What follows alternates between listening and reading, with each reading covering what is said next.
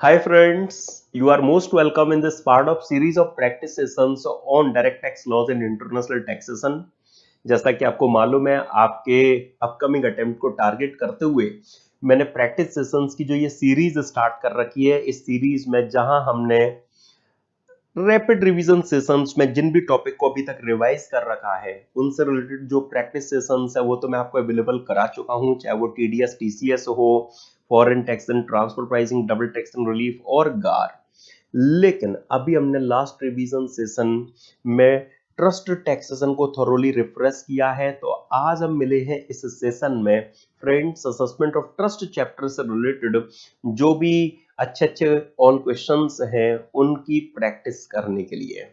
Right, तो आइए friends याद कीजिए, हमने ट्रस्ट चैप्टर के रिवीजन सेशन में सबसे पहले पब्लिक चैरिटेबल और रिलीजियस ट्रस्ट के लिए एग्जामिशन और टैक्सेशन के प्रोविजन से रेफरेंस किए थे। तो उसमें चैरिटेबल पर्पस की जो डेफिनेशन थी उस पर मैंने काफी एम्फेसिस भी सप्लाई किया था। तो बेसिकली उस पर किस तरह का जनरली एग्जाम में क्वेश्चन आपको दिया जाता रहा है, मैं वैसा क्वेश्चन रखता हूं। Keeping in view that yoga is the present focus area and has been granted international recognition by the United Nations Organization, an institution called Hindustan Mahan having yoga as its main object was registered under section 12AA or AB. For the previous year 21-22, the total receipts of the institution are rupees 135 lakhs, including 26.5 lakhs from business activity. State with reasons whether the institution will continue to retain its charitable status and be eligible for exemption under section 11 for the assessment year 22-23। Recall कीजिए friends, ये जो business activity की बात हो रही है, business activity commercial activity वाला जो प्रोविजो था वो advancement of any other object of general public utility के लिए केवल एप्लीकेबल बनाया गया है। मैंने तब वहां बोर्ड का सर्कुलर भी आपको रिफ्रेश कराया था कि जो भी पहले के लिम्स हैं चैरिटेबल ट्रस्ट की डेफिनेशन में, जहां relief of the poor, medical relief, education, yoga, वो सेपरेटली शो किए गए, उन पर ये प्रोविजो नहीं है। तो ये जो बिजनेस एक्टिविटी वाला कंपोनेंट है ये 20% से कम है, ज्यादा है, हमें चेक ही नहीं करना, क्योंकि वो advancement of any other object of general public utility के लिए है, तो केवल उसी के लिए एप्लीकेबल होगा। और सिंस योगा तो स्पेसिफिकली चैरिटेबल की डेफिनेशन में अलग से शो किया गया है, इसीलिए वो प्रोविजो इस केस में एप्लीकेबल ही नहीं होगा। वो जो रेस्ट्रिक्शन है वो रेस्ट्रिक्शन माय डियर फ्रेंड्स यहां फॉल नहीं करेगी। ठीक है, तो अब इस सिचुएशन में हमें प्रोपोर्शन देखने की जरूरत नहीं है। हम तो क्या कहेंगे, योगा चैरिटेबल पर्पस में आता है, आपकी बिजनेस एक्टिविटी की रिसीट टोटल रिसीट के 20% के कम है, ज्यादा, इक्वल है, में कोई मतलब नहीं है। सर्टेनली यहां पर ये जो इंस्टीट्यूशन है इनका चैरिटेबल स्टेटस कंटिन्यू कहलाएगा, ये सर्टेनली यहां पर एग्जामिशन के लिए एलिजिबल कहलाएंगी, चाहे भले ही इन्हें कुछ receipts activity in the nature of trade से ही क्यों ना हुई हो। लेकिन क्वेश्चन की अगली रिक्वायरमेंट देखना, what would have been the effect had the main object of the institution been advancement of any other object of general public utility and it had applied its receipt from business activities towards such main object। my dear friends, अब याद कीजिए, अगर आप advancement of any other object of general public utility का हमें case बोल रहे हैं, तो अब हम प्रोविजो भी चेक करेंगे कि क्या आपकी जो कमर्शियल रिसीट्स है वो टोटल रिसीट्स के 20% से क्रॉस तो नहीं कर रही, क्या आपका जो ये बिजनेस एक्टिविटी है ये आपके मेन ऑब्जेक्ट के अटेनमेंट से इंसिडेंटल है, उसी के दौरान कैरी आउट किया आपने। तो यहां पर एक बात तो एपरेंट है कि जो इनकी कमर्शियल रिसीट्स है वो टोटल रिसीट्स के 20% से क्रॉस तो नहीं कर रही है ना, 27 लाख से ज्यादा तो नहीं है। ओके, और चलो ये प्रिज्यूम कर लेते हैं कि ये जो भी इन्होंने कॉमर्शियल एक्टिविटी रन की है ना, ये इन्होंने मेन ऑब्जेक्ट के दौरान ही अंडरटेक की होंगी, ये मान लेते हैं। तो इस बेस पर हम कहेंगे इस चैरिटेबल ट्रस्ट को भी, जिसका object advancement of any other object of general public utility का है, कि चलो आप भी बच गए, आपका भी जो ऑब्जेक्ट है वो यहां पर चैरिटेबल कहलाएगा, आपका भी जो ऑब्जेक्ट है वो चैरिटेबल पर्पस को लूज नहीं करेगा सिंपली, ठीक है। और आप भी एलिजिबल एग्जामिशन के लिए यहां पर कहलाएंगे। मैं फिर कह रहा हूं, एग्जामिशन के लिए जरूरी है कि 20% ज्यादा कॉमर्शियल रिसीट्स नहीं होनी चाहिए, वो नहीं है। और आपकी ये जो एक्टिविटी है ये आपके मेन ऑब्जेक्ट के दौरान आपने अंडरटेक की हो, राइट। तो ये हमने यहां पर प्रिज्यूम कर लिया है कि जो एक्टिविटी है वो ट्रस्ट अपने advancement of any object of general public utility के दौरान ही कैरी आउट की है, ठीक है फ्रेंड्स। देखो कुछ भी नया नहीं है, ये जो सारी चीजें हैं, ये सारी चीजें हमने रिवीजन सेशन में अच्छे से रिफ्रेश जो कर रखी है, उसी का एप्लीकेशन जो यहाँ पर आपको शो किया गया। और ये जो केस है ये तो फ्रेंड्स इस तरह का आपको देखने को मिल रहा है, लेकिन इंस्टीट्यूट ने अपने स्टडी मटेरियल में जो अदरवाइज एक क्वेश्चन दे रखा है, मैं वो आपके सामने चलिए प्रेजेंट कर देता हूं। An institution having its main object as advancement of any other advancement of general public utility received rupees 30 lakhs in aggregate during the PY 21-22 from an activity in the nature of trade. The total receipts of the institution including donations were rupees 140 lakhs. It applied 85% of its total receipt from such activity during the same year for main object, that is advancement of general public utility. What would be the tax consequence of such receipt and application thereof by the institution? अब आप देखिए यहां पर जो total receipts हैं उसका जो 20% बनता है वो तो केवल 28 लाख बनता है, और इन्हें जो activity in the nature of trade से जो रिसीट हो गई वो 30 लाख रुपीस रिसीव हो गया, तो 20% वाला थ्रेशोल्ड क्रॉस कर गया। तो अब हम क्या कहेंगे कि आपने जो अपनी ये रिसीट है ये किस पर्पस के लिए अप्लाई किए, इररिलेवेंट है। ये जो आपने क्योंकि पहले एक्टिविटी मस्ट बी चैरिटेबल, आपकी तो एक्टिविटीज ही कॉमर्शियल है, ठीक है। तो आपने इसको रिटेन किया है, किस पर्पस के लिए अप्लाई किया, इररिलेवेंट है। यहां 20% वाला थ्रेशोल्ड सिंस क्रॉस कर गया, इसीलिए हम कहेंगे कि ये जो इंस्टीट्यूशन है इनका चैरिटेबल पर्पस प्रीवियस ईयर 21-22 में खत्म।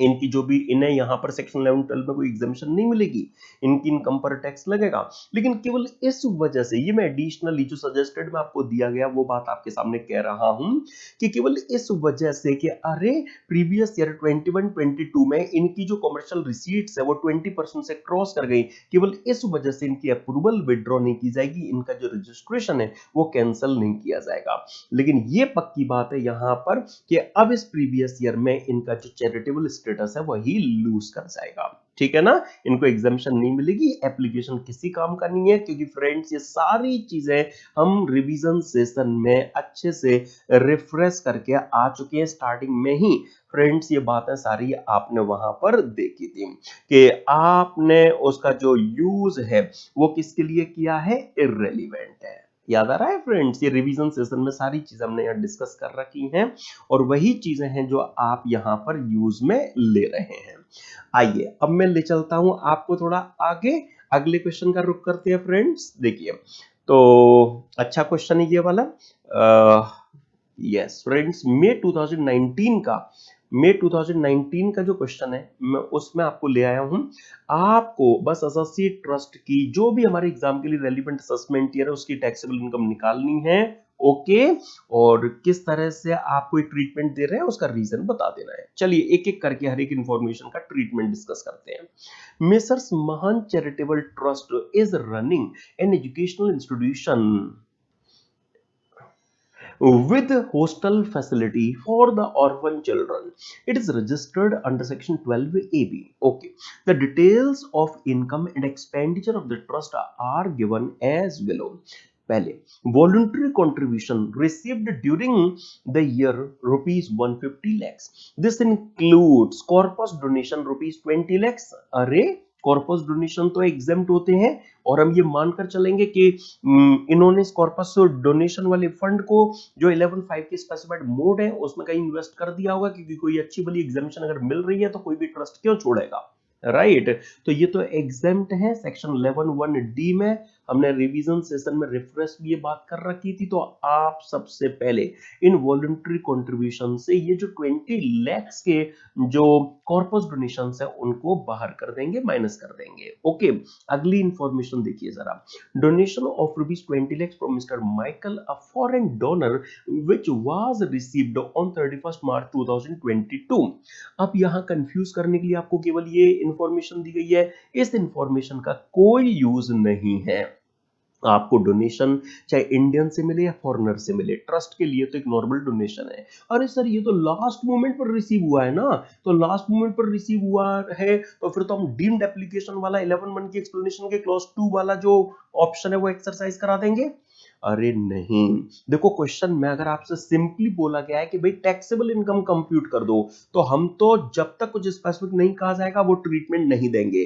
लेकिन अगर क्वेश्चन खुद कहता है कि आप टोटल इनकम कंप्यूट कीजिए in order to avail maximum benefits within the four corners of law, अगर इस तरह की लैंग्वेज अगर होगी ना तो वहां पर हम जो भी बेनिफिट मिल सकते हैं डीम्ड एप्लीकेशन वगैरह वाले वो वहां देकर आएंगे, राइट माय डियर फ्रेंड्स। तो अभी जो क्वेश्चन आप देख रहे हैं उस क्वेश्चन में ऐसा कहीं आपको नहीं बोला गया कि जो भी बेनिफिट मिल सकते हैं उनको देने के बाद में वर्किंग करो, तो मतलब हमें कुछ इसका नहीं करने की जरूरत है। ठीक है फ्रेंड्स, इसमें हमें कोई ट्रीटमेंट वगैरह देने की जरूरत नहीं है, मतलब हम इसको इग्नोर कर देंगे, जो इंक्लूडेड है इंक्लूडेड ही बने रहने देंगे, कोई डीम्ड एप्लीकेशन वगैरह वाली बात नहीं लगाएंगे। अगला पॉइंट देखिए, salary paid to teachers and administrative staff ₹40 lakhs allowed है, मतलब हम एप्लीकेशन क्लेम करेंगे।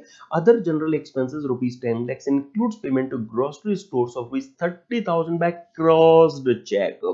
हम कहेंगे अरे ये तो 43 में आ गया, इसका एप्लीकेशन अलाउड नहीं हो पाएगा, मतलब 10 lakhs माइनस 30,000, यहाँ 9,70,000 का ही जो एप्लीकेशन है वो ट्रस्ट को अलाउ हो पाएगा। ओके, अगला पॉइंट देखिए अच्छा है, a land belonging to the trust is in a nearby village which was purchased in the year 13-14 for ₹5 lakhs was sold for ₹10,50,000 and another land adjacent to the trust premises was purchased for ₹12 lakhs to be used as playground for the children।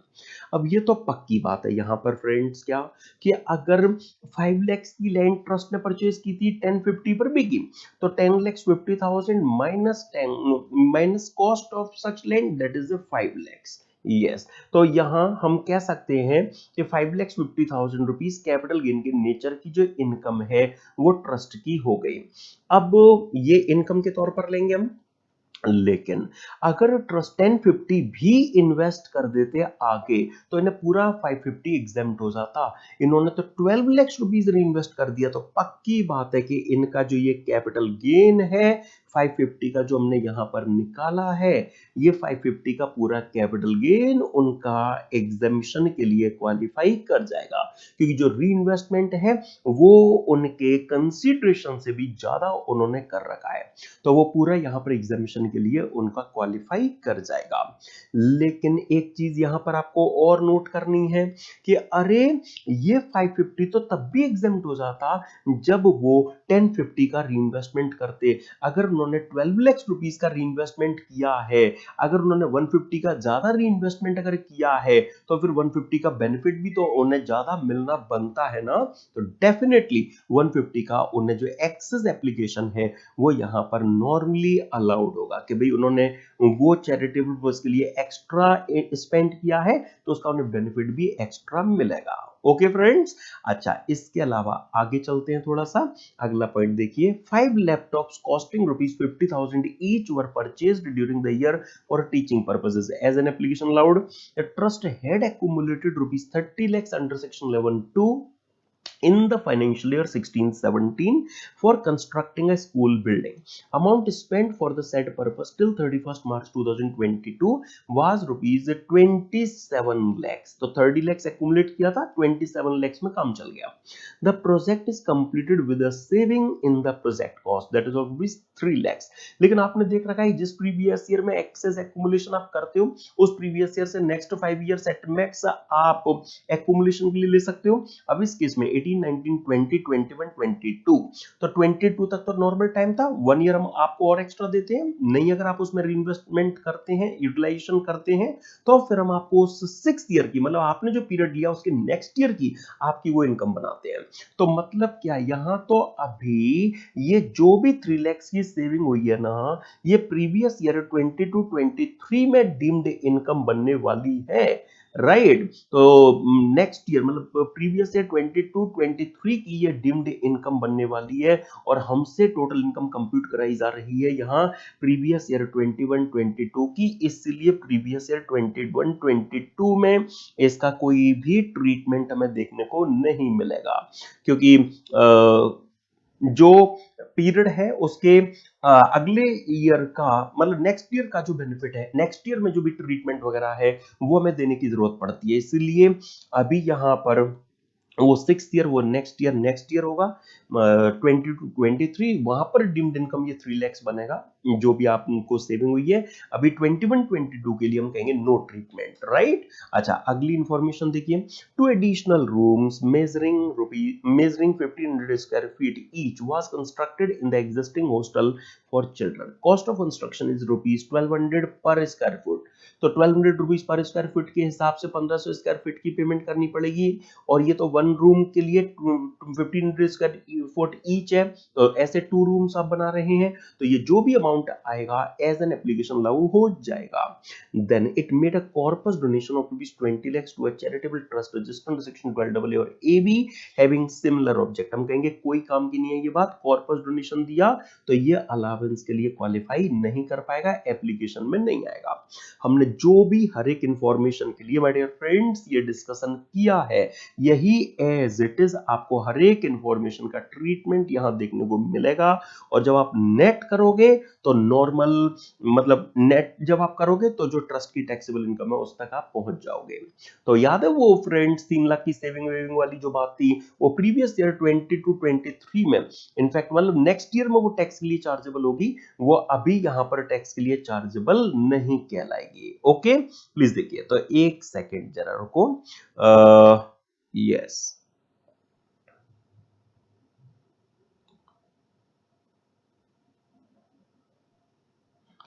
तो previous year 22-23 बनेगा. तो यहां पर बस कभी कोई confusion ना हो इसके लिए प्रीवियस ईयर 22-23 हम यहां पर करेंगे. ओके क्योंकि प्रीवियस ईयर 22-23 से अगला साल मिलना है उसी अगले साल की अगर अनयूटिलाइज्ड सम है तो इनकम बननी है. तो ये अभी नेक्स्ट ईयर में टैक्स के लिए चार्जेबल होगा इसलिए करेंट ईयर में इसका कोई ट्रीटमेंट आपको देखने को नहीं मिल पा रहा. ओके अच्छा जरा देखना अगला क्वेश्चन तो बहुत इजी है. बताना है कि ये स्टेटमेंट वैलिड है या नहीं. Charitable trust and institutions registered in section 12AA cannot claim exemption under any of the clauses of section 10. अरे याद कीजिए फ्रेंड्स हमने रिवीजन सेशन में 3 एक्सेप्शन देखे थे ना इसके.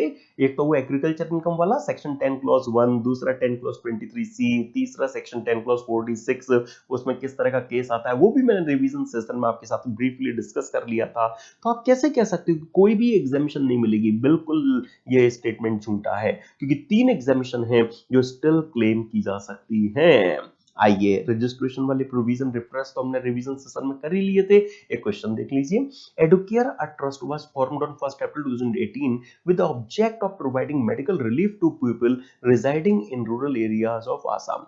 The trust applied for registration under section 12AA on 15th May 18 to the Commissioner of income tax.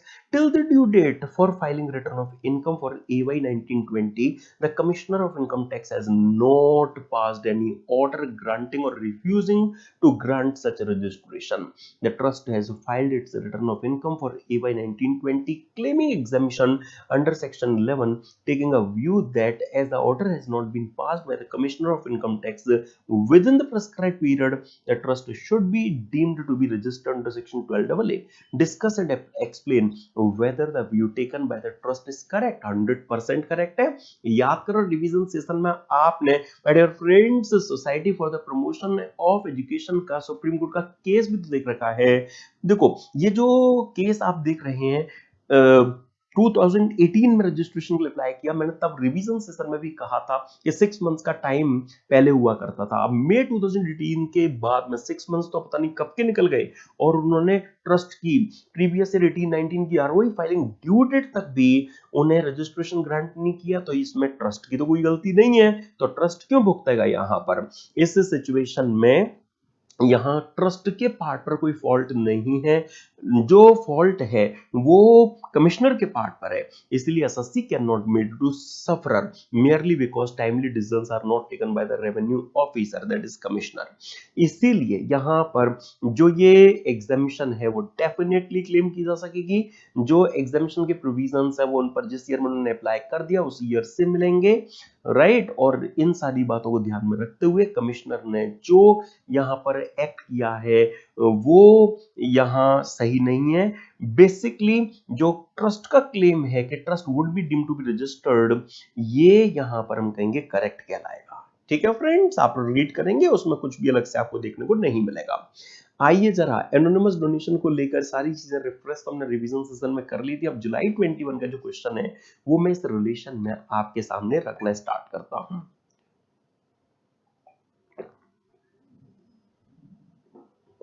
Based on the relevant, अच्छा मेनली सिचुएशन बतानी है आपने कि जो ये दो केसेस हम आपको दे रहे हैं बस आप इनके ट्रीटमेंट हमें बताइए क्या है वो केसेस। पहला, on 26 August 2021 relief for the poor a public charitable trust sold one of its building which was held by it for charitable purposes for rupees 4 lakhs. The asset was acquired on 23rd June 2019 for rupees 2.5 lakhs. It invested rupees 3 lakhs in fixed deposits for the tenure of 2 years। अच्छा, अब आप सबसे पहले तो ये conclude करो यहां कि जो ट्रस्ट है उसने 2.5 लाख की एसेट एक्वायर की थी, 4 लाख में बिकी। तो एक तो कैपिटल गेन के नेचर की इनकम हो गई 4 माइनस 2.5 दैट इज 1.5 लाख। अगर वो रीइन्वेस्टमेंट कर देते हैं किसी अदर असेट में तो अगर वो पूरा कंसीडरेशन रीइन्वेस्ट करेंगे तो पूरे की, ठीक है। अगर उन्होंने कम रीइन्वेस्ट किया तो जितना उनकी पहले असेट थी उसके कंपैरिजन में जितना ज्यादा इन्वेस्टमेंट किया उस एडिशनल इन्वेस्टमेंट टुवर्ड्स पब्लिक का बेनिफिट ट्रस्ट को मिलेगा। स्लाइड पर एक एग्जांपल से भी रिवीजन सेशन में रिफ्रेश कराया था आपको वो बात। देखो यहां पर इशू ये है कि अगर ट्रस्ट ने एफडी कराई है, अगर ट्रस्ट ने अगर पार्ट ऑफ कंसीडरेशन अगर एफडी में इन्वेस्ट किया है तो क्या ये भी एग्जामिशन के लिए क्वालिफाई करेगा? Then answer is yes. Friends इस पर कई सारे केसेस हैं। ईस्ट इंडिया चैरिटेबल ट्रस्ट के केस में कलकत्ता हाई कोर्ट ने भी कहा, अंबालाल साराभाई के केस में गुजरात हाई कोर्ट ने भी कहा कि फिक्स्ड असेट्स में भी किया गया डिपॉजिट असेट एक्विजिशन कहलाएगा, एग्जामिशन के लिए कैपिटल गेन क्वालिफाई कर पाएगा। लेकिन आप देखिए 2.5 लाख की असेट तो पहले ही थी, 3 लाख की नई क्रिएट की, तो यहां पर जो एग्जामिशन के लिए क्वालिफाई करेगा वो वास्तव में केवल और केवल कितना अमाउंट क्वालिफाई करेगा? तो हम कह सकते हैं जो उन्होंने पुरानी असेट के कंपैरिजन में नई असेट में ज्यादा लगाया, केवल उतना यहां पर एग्जामिशन के लिए क्वालिफाई कर पाएगा।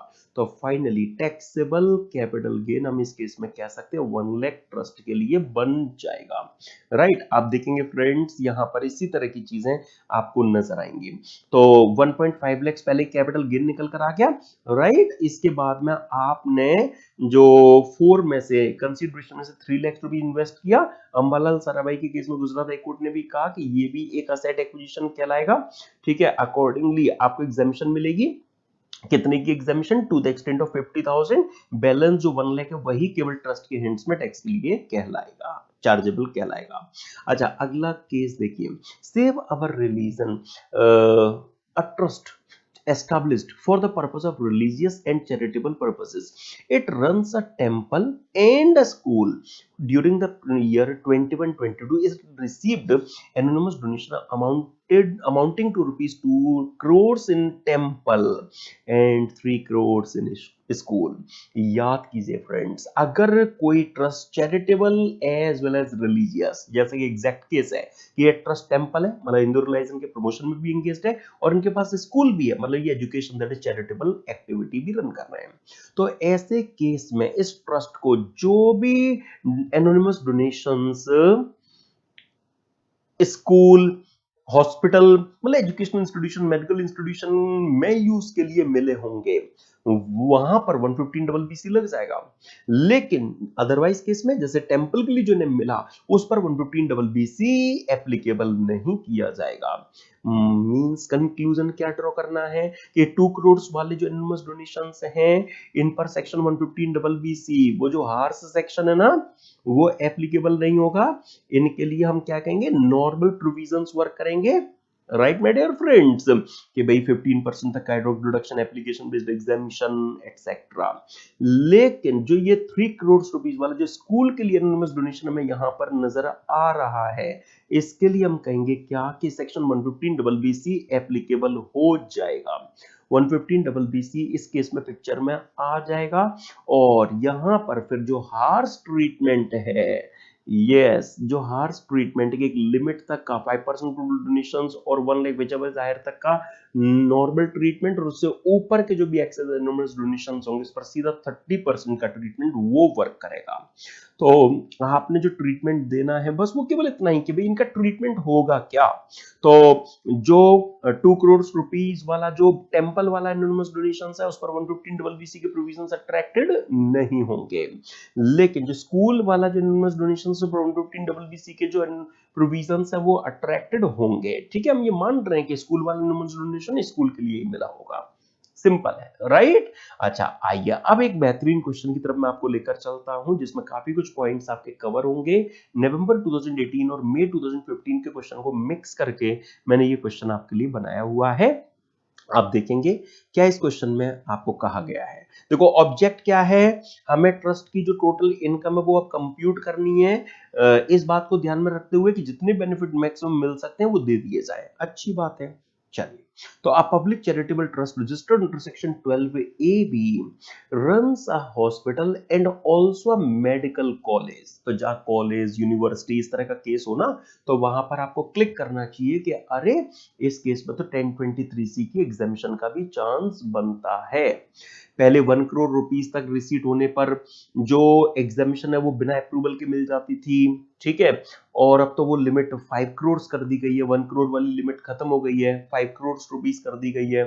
तो अब 5 करोड़ तक अगर मेडिकल कॉलेज की अगर रिसीट नहीं है, हाँ सोलली फॉर वो एजुकेशन पर्पस होने चाहिए।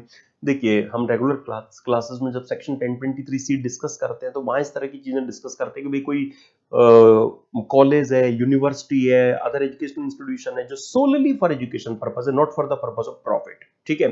अब वो होली या सब्सटेंशियली गवर्नमेंट की तरफ फाइनेंस्ड है या नहीं भी है, अदरवाइज भी है, लेकिन रिसीट 5 करोड़ से ज्यादा नहीं है, तो वो subject to various conditions 1023C में एग्जामिशन के लिए क्वालिफाई कर पाते हैं। इसी तरह से जो मेडिकल इंस्टीट्यूशंस हैं, हॉस्पिटल्स हैं, वो 1023C में एग्जामिशन ले सकते हैं, लेकिन वो सोलली फॉर फिलैंथ्रोपिक पर्पसेस, मतलब पब्लिक वेलफेयर के लिए होनी चाहिए, not for the purpose of profit. वो गवर्नमेंट की तरफ फाइनेंस्ड हो या फाइनेंस नहीं भी है तो रिसीट 5 करोड़ से ज्यादा ना हो तो अप्रूवल की जरूरत नहीं है, अदरवाइज केस में अप्रूवल लेनी पड़ेगी। और ट्रस्ट अप्रूवल एंड रजिस्ट्रेशन साथ में नहीं लेकर चल सकते, ये हमने रिवीजन सेशन में डिस्कस की थी बातें, याद है ना फ्रेंड्स। तो यहां पर उसकी हमें जरूरत पड़ेगी नहीं क्योंकि यहां पर हमें जो केस दिया गया है वो बड़ा इजी दिया गया है। आप देखेंगे income from medical college solely for education purpose ₹10 lakhs, gross receipts of college for the year ₹90 lakhs। तो ये सिंस 5 करोड़ से अब ज्यादा नहीं है, इसीलिए हम कहेंगे ये जो अमाउंट है ये टैक्स के लिए चार्जेबल नहीं है, नॉट टैक्सेबल। 1023C इस पर यूज किया जा सकेगा, नो टैक्स, ठीक है। 1023C यहां पर यूज में लिया जा सकेगा। 1023C में just additional sub clause 3rd AD में इस तरह की जो एग्जामिशन है वो कंफर्म की गई है।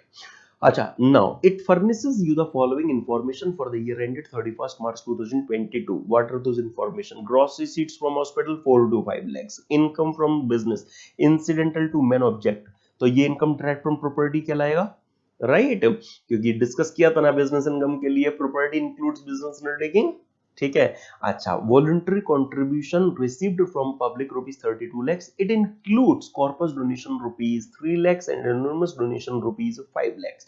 Voluntary contributions are included in gross receipt given in one above. एक काम करते हैं कि जो वॉलंटरी कंट्रीब्यूशन है भले ही पूरे 32 lakhs के, लेकिन इसमें 3 lakhs के जो कॉर्पस डोनेशन है वो एग्जेम्प्ट है और एनोनिमस डोनेशन के लिए अलग टैक्सेशन है. तो एक काम करते हैं हम यहाँ पर ना, जिनके लिए स्पेशल ट्रीटमेंट है उनको बाहर ही कर देते हैं.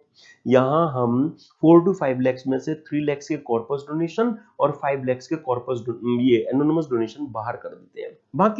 बाकी वॉलंटरी कंट्रीब्यूशन इंक्लूडेड रखते हैं क्योंकि वो प्रॉपर्टी इनकम ही बनते हैं. तो यहाँ इस केस में हम कह सकते हैं 417 lakhs के जो 417 lakhs की जो ग्रॉस रिसीट है वो हम एक तरफ लेकर चलते हैं. बाकी जो 3 lakhs के कॉर्पस डोनेशन आपको पता है फुल्ली एग्जेम्प्टेड है, हम मानकर चल रहे हैं कि इनको 11.5 वाले मोड्स में इन्वेस्ट कर दिया गया होगा. और जो एनोनिमस डोनेशन है अब उनकी बात देखना जरा. एनोनिमस डोनेशन के लिए आप क्या करते हो, आप 5% ऑफ टोटल डोनेशन चेक करते हो. यस, तो टोटल डोनेशन 32 lakhs, इसका 5% आया 1.6 lakhs और 1 lakh whichever is higher, जो भी दोनों में हायर है वो बन जाती है लिमिट. तो हायर यहाँ पर 1.6 lakhs ही आ रहा है. तो बस अब क्या है, अब जो ये 5 lakhs के टोटल एनोनिमस डोनेशंस है ना, इन 5 lakhs के टोटल एनोनिमस डोनेशंस में से हम क्या करने वाले हैं फ्रेंड्स, इन 5 lakhs के एनोनिमस डोनेशंस में से हम 1.6 lakhs पर नॉर्मल ट्रीटमेंट देंगे, ठीक है, इसको नॉर्मल ट्रीटमेंट देंगे. और जो 3.4 lakhs के एनोनिमस डोनेशंस है उन पर 115 डबल बीसी लगाएंगे. ओके, जिन पर सीधा 30% जो टैक्स है वो हम लगाएंगे.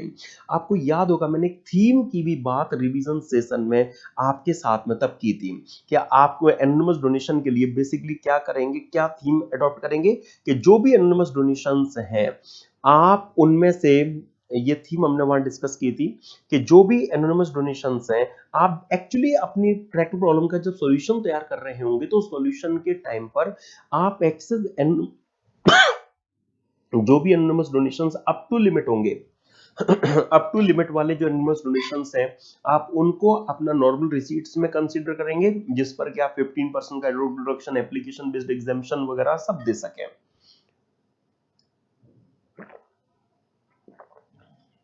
और जो एक्सेस एनोनिमस डोनेशन होगा उसे तो लास्ट में चुपके से बस ऐड कर देंगे, टैक्स भी लगाने की बात आएगी टोटल इनकम पर तो उस एक्सेस एनोनिमस डोनेशन पर 30% का जो टैक्स है वो लगा देंगे. यही थीम फ्रेंड्स हमने डिस्कस की थी, आपको याद होगा. और यही सारी चीजें आपको यहां पर आगे यूज में लेनी है. आप देखिए जो सोल्यूशन है उसमें भी जो एनोनिमस डोनेशन जो लिमिट वाला था 5% of total donations, 5% of total donation जो एनोनिमस डोनेशन लिमिट वाला माय डियर फ्रेंड्स था उसको हमने नॉर्मल रिसीट्स में कंसीडर किया, ठीक है, जो 115 डबल बीसी में नहीं आना है ना, उस पर देखो 15% का बेनिफिट, उस पर देखो एप्लीकेशन बेस्ड एग्जाम्पशन वगैरह सब दे रहे हैं, ठीक है. और जो एक्सेस एनोनिमस डोनेशन है वो तो जो ट्रस्ट की टोटल इनकम निकलने वाली थी उस टाइम पर लास्ट में जो एक्सेस एनोनिमस डोनेशन 3.4 lakhs का था वो यहां ऐड कर दिया. जब टोटल इनकम पर टैक्स लायबिलिटी भी निकालने की बात आई तो जो भी एक्सेस एनोनिमस डोनेशन वाला ये पोर्शन है ना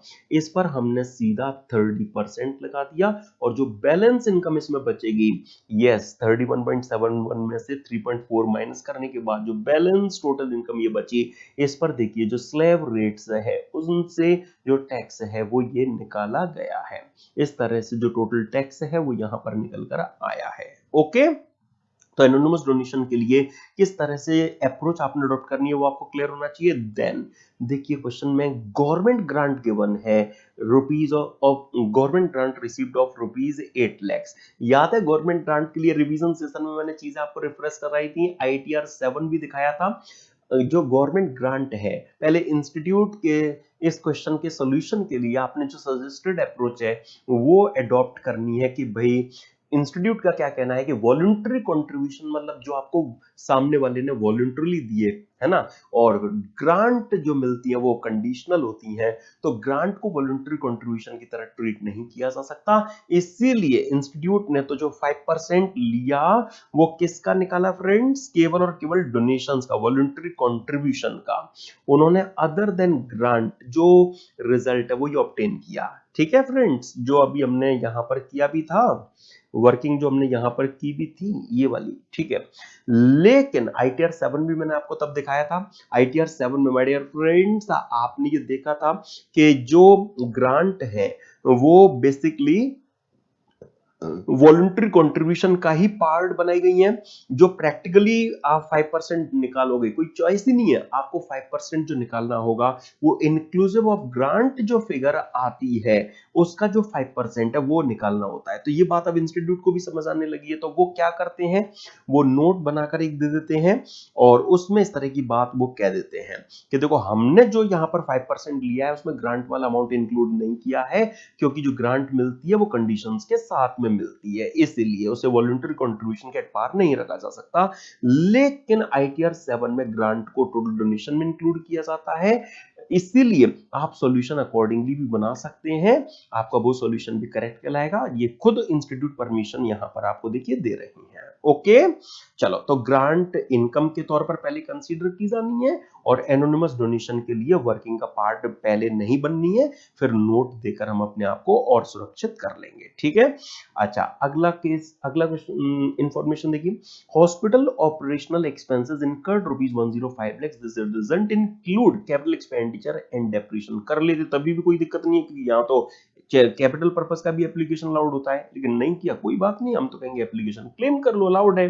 अच्छा, अब अगली इंफॉर्मेशन देखिए, gross receipt given in one above include a sum of rupees 55 lakhs which has accrued but not received. However, a sum of rupees 18 lakhs has been received only on 31st day of March 22. तो हम कह सकते हैं कि अरे इससे तो हमें 11(1) की एक्सप्लेनेशन का क्लॉज 2 डिम्ड एप्लीकेशन वाला क्लिक कर रहा है कि ड्यू टू नॉन रिसीट अगर आप किसी अमाउंट को अप्लाई नहीं कर पाए हो, कि भाई इनकम एक्रूई हुई है, ये रिसीव ही नहीं हुई है 55 lakhs, या किसी अदर रीजन से अगर आप किसी अमाउंट को अप्लाई नहीं कर पाए हो, जैसे 18 lakhs लास्ट डे पर ही रिसीव हुआ है, तो इन दोनों के रिस्पेक्ट में हम ट्रस्ट को 11(1) की एक्सप्लेनेशन का क्लॉज 2 वाला जो बेनिफिट है वो कंफर्म कर सकते हैं ना फ्रेंड्स। तो यहां इस केस में 55 lakhs और 18 lakhs रुपीस का जो बेनिफिट है वो डीम्ड एप्लीकेशन के ग्राउंड पर ट्रस्ट को दिया जा सकेगा, क्योंकि क्वेश्चन की डिमांड है कि आप जो भी बेनिफिट मिल सकते हैं मैक्सिमम उनके साथ में जो इनके लिए वर्किंग है वो कीजिए। ठीक है फ्रेंड्स, तो वो जो भी नहीं मिला है या जो भी लास्ट मोमेंट पर रिसीव हुआ है उसका जो डीम्ड एप्लीकेशन है वो यहां पर इनको अलाउ हो गया। ठीक है, अच्छा, इसी बात पर मैं आगे जनवरी 21 का जब क्वेश्चन डिस्कस करूंगा तब आपको अगेन इस सॉल्यूशन पर लाऊंगा, लेकिन उससे पहले आगे चलते हैं, इसी क्वेश्चन को कंप्लीट करते हैं। पहले the trust set apart rupees 80 lakhs for acquiring a building to expand its hospital, but the amount was paid in May 22 when the sale deed was registered in its name.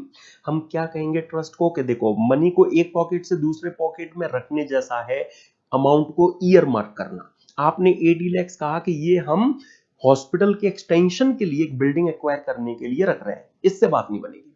आप 11(2) का access accumulation जो किसी purpose के लिए आप claim कर सकते हो तो वो यूज करो, हाँ, आपको डेफिनेटली उसका जो बेनिफिट है वो मिलेगा।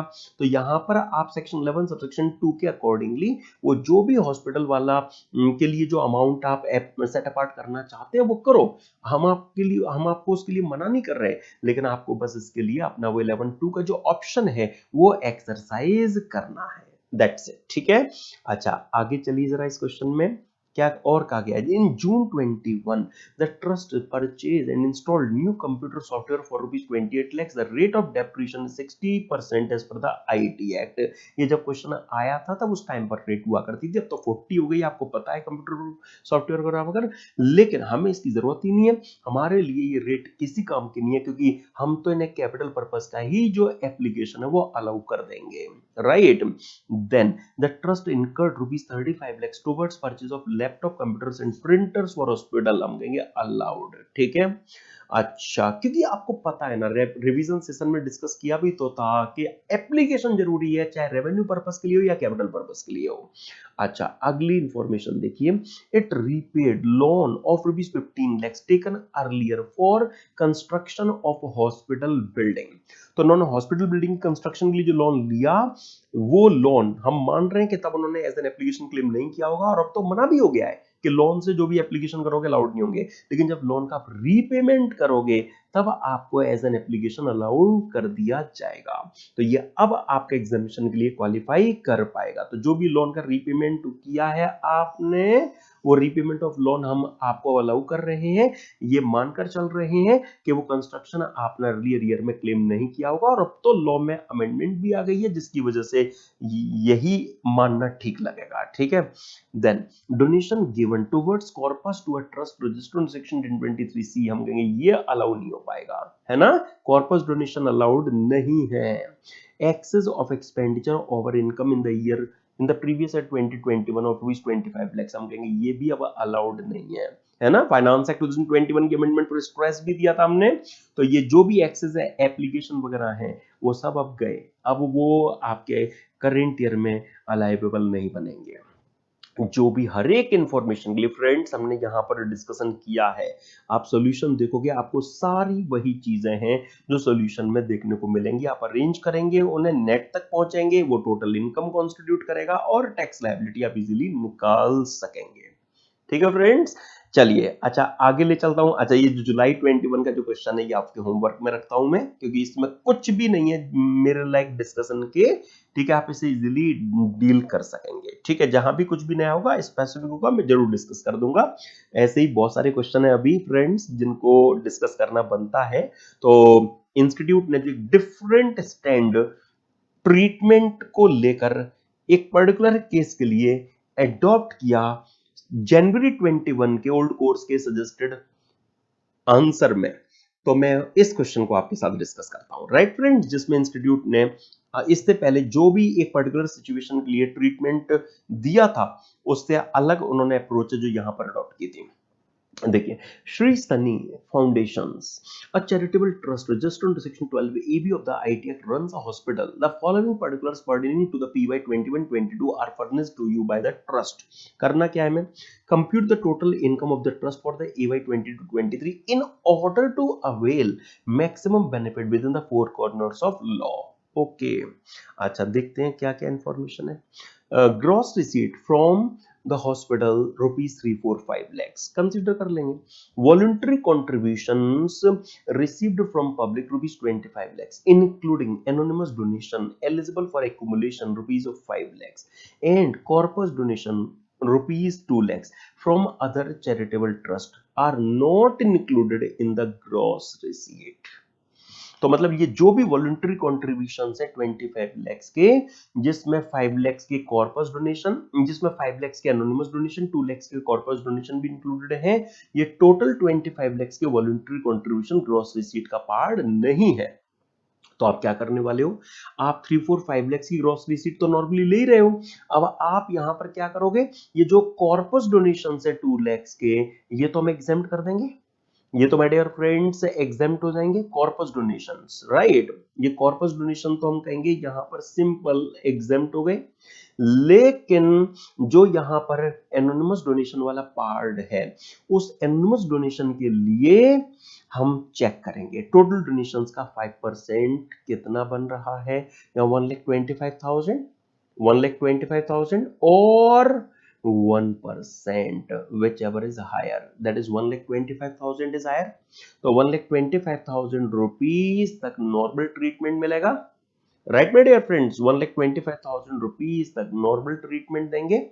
और जो एक्सेस पोर्शन है 5 लाख रुपीस के एनोनिमस डोनेशन में 125 से जो ऊपर 375 बचता है, उस 375 के लिए हम 115BC लगाएंगे। 375 को लास्ट में चुपके से टोटल इनकम जब निकलने वाली होगी तब ऐड कर देंगे। टोटल इनकम पर टैक्स निकालने की बात आएगी तो हम उस पर 30% से सीधा टैक्स निकालेंगे।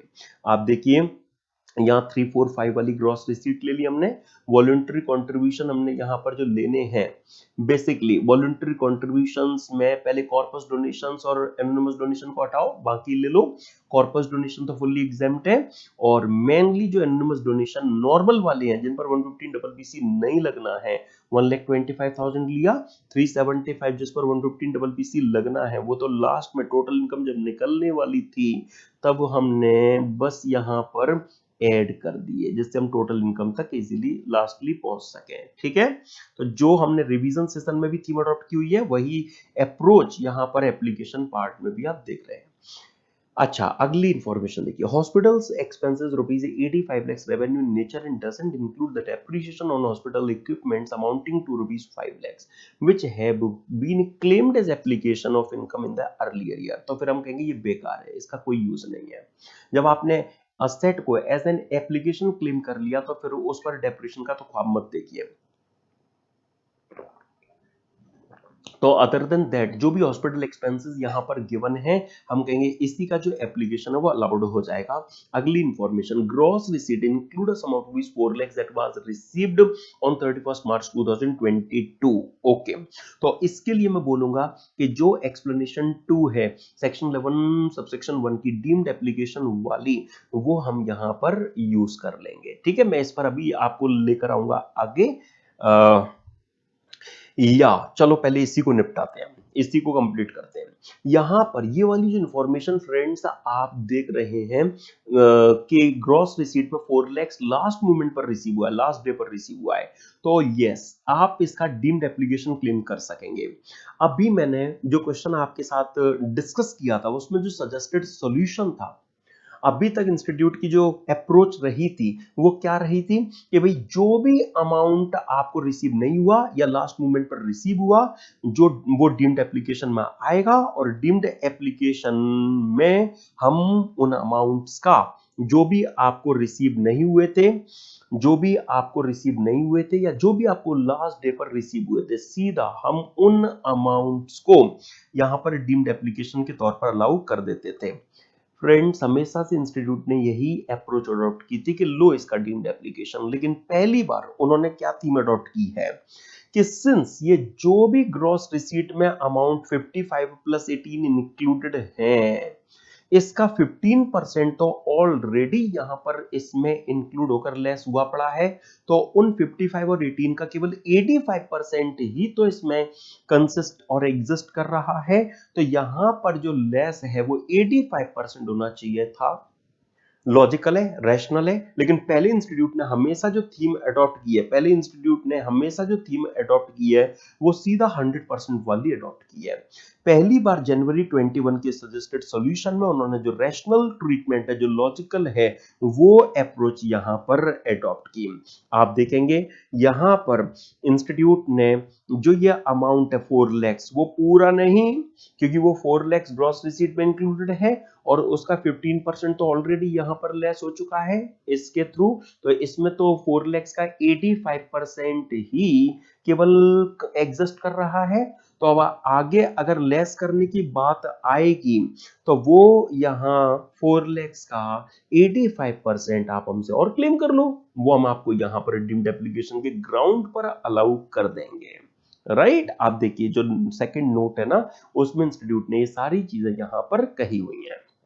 ठीक है, तो जो भी 4 lakhs है उसका 15% तो अनकंडीशनल से ही आउट हो गया। ठीक है, और बचा 85%, उस 85% का हम आपको डीम्ड एप्लीकेशन यहां पर अलाउ कर देंगे। ठीक है, अब आपने एग्जाम के लिए देखो, तो जो इस अप्रोच में फर्क है वो आपको आई होप क्लियर हो गया होगा।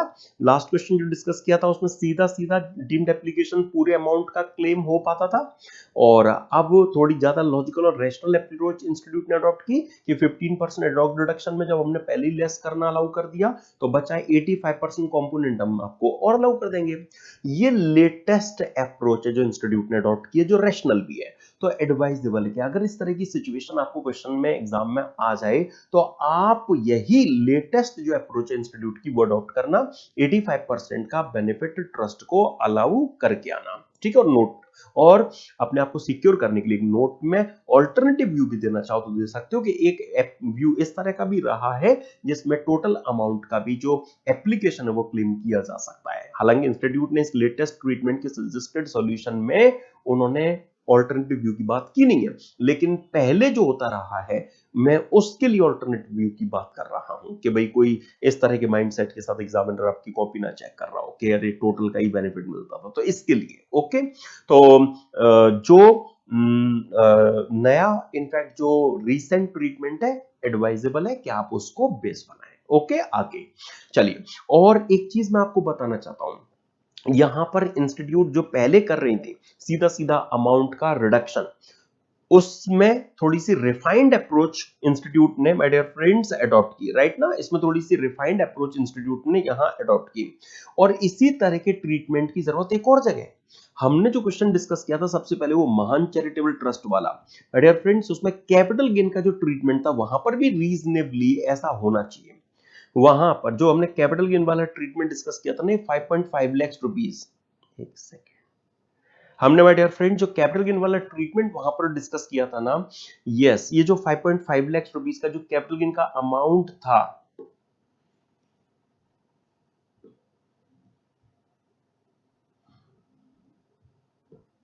कैपिटल गेन का जो अमाउंट था 5.5 लाख रुपीस, आप देखिए पहले इनकम में इंक्लूड हो गया, ठीक है, और इस 5.5 लाख का 15% यहां पर माइनस हो गया, 85% केवल इसमें एग्जिस्ट कर रहा है, लेकिन सजेस्टेड सॉल्यूशन में 5.5 लाख रुपीस अगेन पूरा माइनस कर दिया गया है।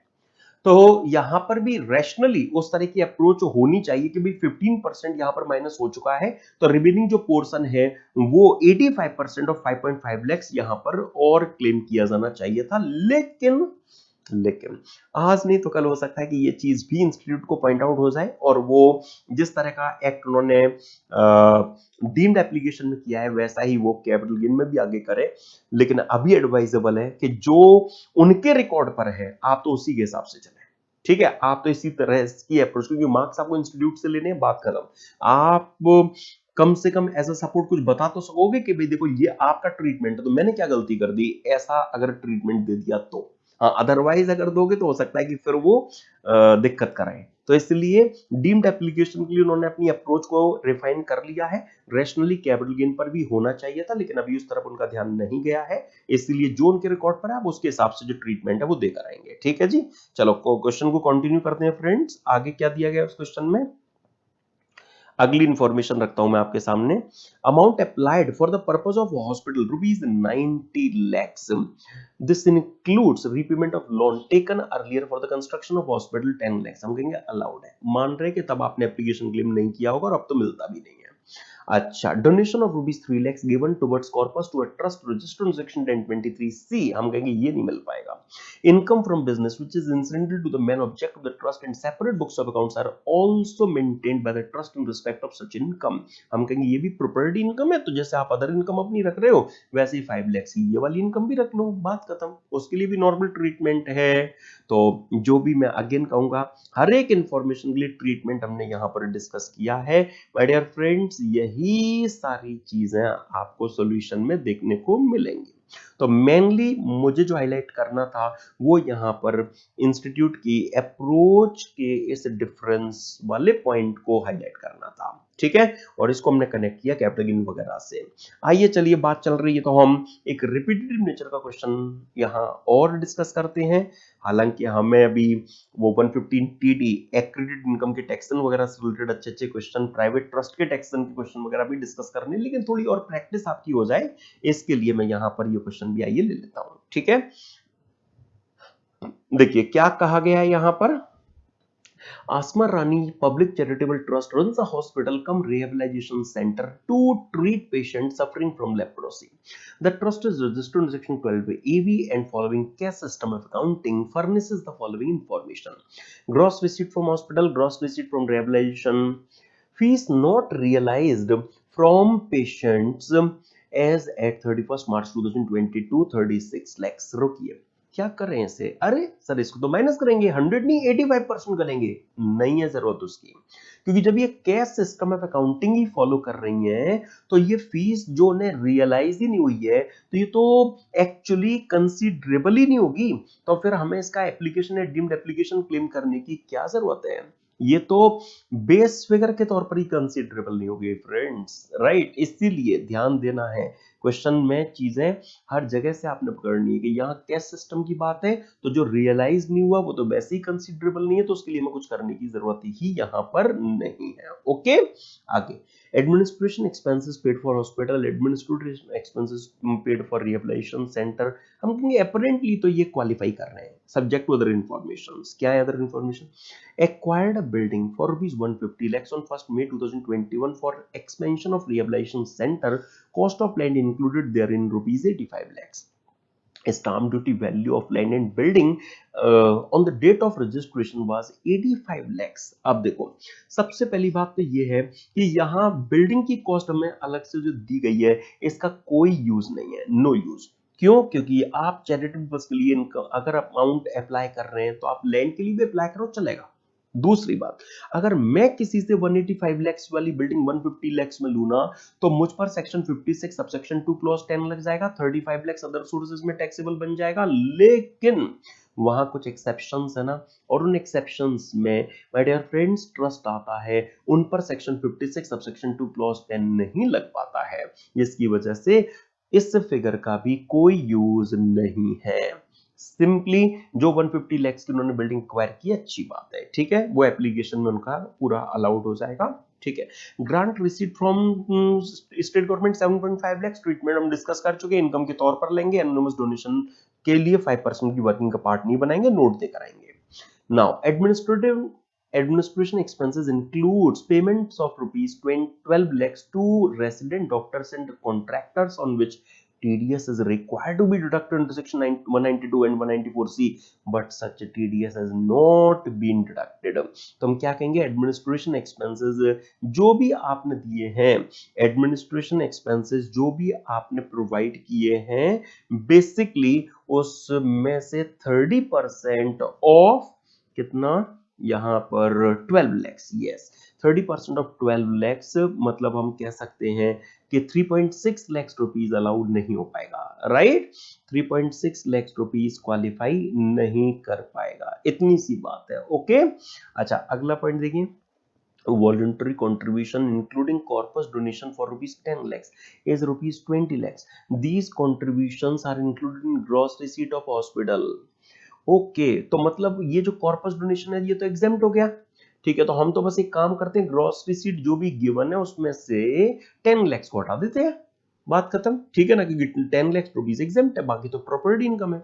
लेकिन अलग से मैं क्या दिया गया, anonymous donations receipt rupees 8 lakhs, तो अब यहाँ 8 lakhs की ये जो फिगर है ये फिगर अलग दी गई है, और ये तो नहीं कहा गया कि ग्रॉस रिसीट में इंक्लूडेड है, तो अब हम यहाँ क्या करने वाले हैं, तो 20 lakhs रुपीज के अदरवाइज डोनेशन थे और एनोनिमस डोनेशन है 8 lakhs के, total 28 lakhs into 5%, 1.4 lakhs rupees आ गया, 1.4 और 1 lakh whichever is higher, तो 1.4 lakhs इज हायर, तो यहाँ 1.4 lakhs रुपीज तक नॉर्मल ट्रीटमेंट देंगे, और डियर फ्रेंड्स जो इससे ऊपर है 7.6 lakhs रुपीज उस पर 115BBC अप्लाई कर देंगे, उसे तो लास्ट में टोटल इनकम निकलने वाली जब होगी तब ऐड करेंगे, 30% से टैक्स लगा देंगे।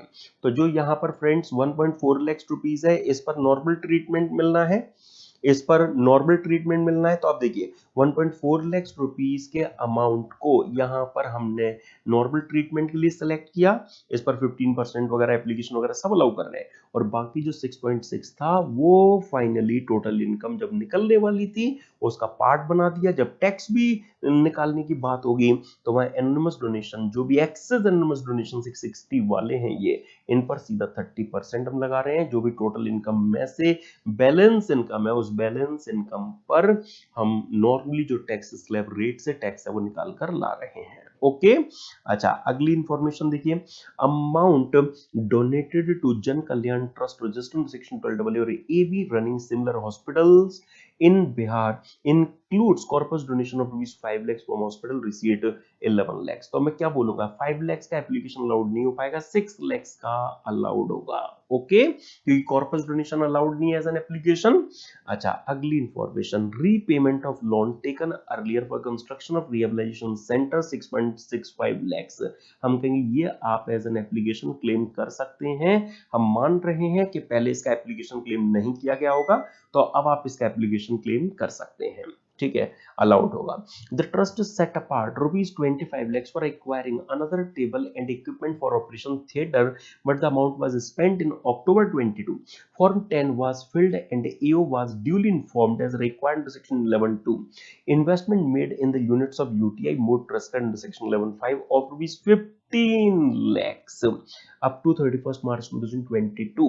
तो आप एक्सेस एक्यूमुलेशन कर रहे हैं एक पर्पस के लिए 25 lakhs का, तो आपको इतना अमाउंट स्पेसिफाइड पर्पस जो स्पेसिफाइड मॉड उनमें लगाना चाहिए था, आपने तो केवल 15 लगाया। तो हम क्या कहेंगे, 11(2) में इनको एक्सेस एप्लीकेशन अलाउड होगा, लेकिन केवल कितने का, जितने का इन्होंने सही जगह पर इन्वेस्टमेंट किया, केवल उतने का। Right my dear friends. हाँ, बस अब क्या बचा, कुछ भी नहीं।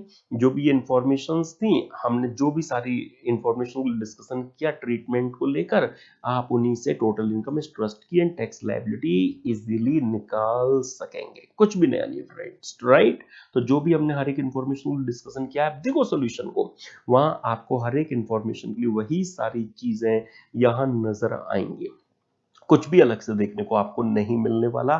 टैक्स लायबिलिटी भी अभी जैसे हमने डिस्कस की थी वैसे ही आपको देखने को यहां पर मिलेगी, ठीक है friends. Okay, just a minute. Yes yes yes, yes, एक काम करते हैं फ्रेंड्स, ये वाला एक और क्वेश्चन है, 11 क्वेश्चंस में से मैंने एक क्वेश्चन अभी आपको बहुत ही इजी जो था तुलसी वाला, वो आपके होमवर्क में रखा, और एक ये क्वेश्चन मैं आपके होमवर्क में रख रहा हूं, क्योंकि इसमें कुछ भी टेक्निकल है ही नहीं, बहुत ही सिंपल सी चीजें हैं जो आपको यहाँ पर देखने को मिल रही हैं। तो इसको एक बार आप ट्राई करेंगे, कभी भी डिस्कस कर सकते हैं मुझसे फोन पर, आपको पता है, राइट। कोई भी दिक्कत अगर आती है तो चलो, बाकी एक अच्छी प्रैक्टिस आपकी हो जाए, इसके लिए काफी क्वेश्चन हमने उस पर डिस्कस कर रखे हैं, लेकिन मैं अब आपके साथ में कुछ exit tax, that is accredited income के टैक्सेशन वगैरह को लेकर हमने जो ढेर सारा डिस्कशन रिवीजन सेशन में कर रखा है ना, आइए हम एक्रेडिटेड इनकम के tax, that is exit tax पर बेस्ड क्वेश्चन आपको किस तरह से दिए जाते रहे हैं, ऐसे क्वेश्चन कराना स्टार्ट करता हूं, ठीक है। प्लीज देखिए, तो सबसे पहले हम पिकअप कर रहे हैं नवंबर 2019 का न्यू कोर्स का क्वेश्चन। क्या यहां पर हमें दिया गया है, GVB charitable trust engaged in the activities of running a charitable hospital and medical college since 8 years has been merged with a corporate hospital on 31st March 2022। The said corporate hospital is not eligible for registration under section 12 or AB of the act। The position of assets and liabilities of the charitable trust as on the date of merger are furnished as under। सबसे पहली बात तुम क्या बोलेंगे कि हमारे SSC charitable trust एक गलत एंटिटी के साथ मर्ज हो गए, है ना। तो पक्की बात है कि ये जो मर्जर है इस पर सेक्शन 115 टीडी लग जाएगा। ये जो ट्रस्ट है, इस ट्रस्ट के लिए आप इस मर्जर की डेट को स्पेसिफाइड डेट बनाकर एक्रेडिटेड इनकम निकालोगे, राइट, टैक्स निकालोगे, यही आपसे पूछा जाएगा। Compute the tax liability if any of the charitable trust arising out of above merger, giving explanation for the treatment of each item in the context of the relevant provisions of the act. मान लीजिए कोई other activity, other liability trust की नहीं है, ठीक है। चलो, accredited income में हमें असेट्स के लिए क्या लेना है, किस फिगर पर लेना है, आइटम वाइज डिस्कस करते चलते हैं। तो पहला सेगमेंट इनका प्रॉपर्टीज एंड असेट्स का है, उसमें shares and securities held by trust acquired out of agriculture income exempt by section 10(1) of the act. Okay, तो उसके लिए हमें यहां पर जो फिगर दी गई है, शेयर्स एंड सिक्योरिटीज इन्होंने बेसिकली एग्रीकल्चर इनकम से एक्वायर की है, तो ये एक्रेडिटेड इनकम का पार्ट नहीं बनेगी, इसको हम कंसीडर नहीं कर सकते क्योंकि ये out of agriculture income acquired है। Then second item, book value of quoted shares and securities 35 lakhs, market value average of lowest and highest price of such shares on the date of merger quoted on RSE 40 lakhs। याद कीजिए friends, हमने rule 17 CB भी refresh किया था कि listed share securities के लिए हम जो हाईएस्ट और लोएस्ट प्राइस का जो भी एवरेज स्पेसिफाइड डेट पर रहा होगा उसके अकॉर्डिंगली वैल्यू लेंगे, और वो तो हमें सिंपल यहां दे दी गई, तो हम 40 lakhs बेस बनाएंगे। Then third item, book value of land and building held by trust 60 lakhs, value of immovable property land and building as per the valuation report of registered value 40 lakhs, stamp duty value 38 lakhs।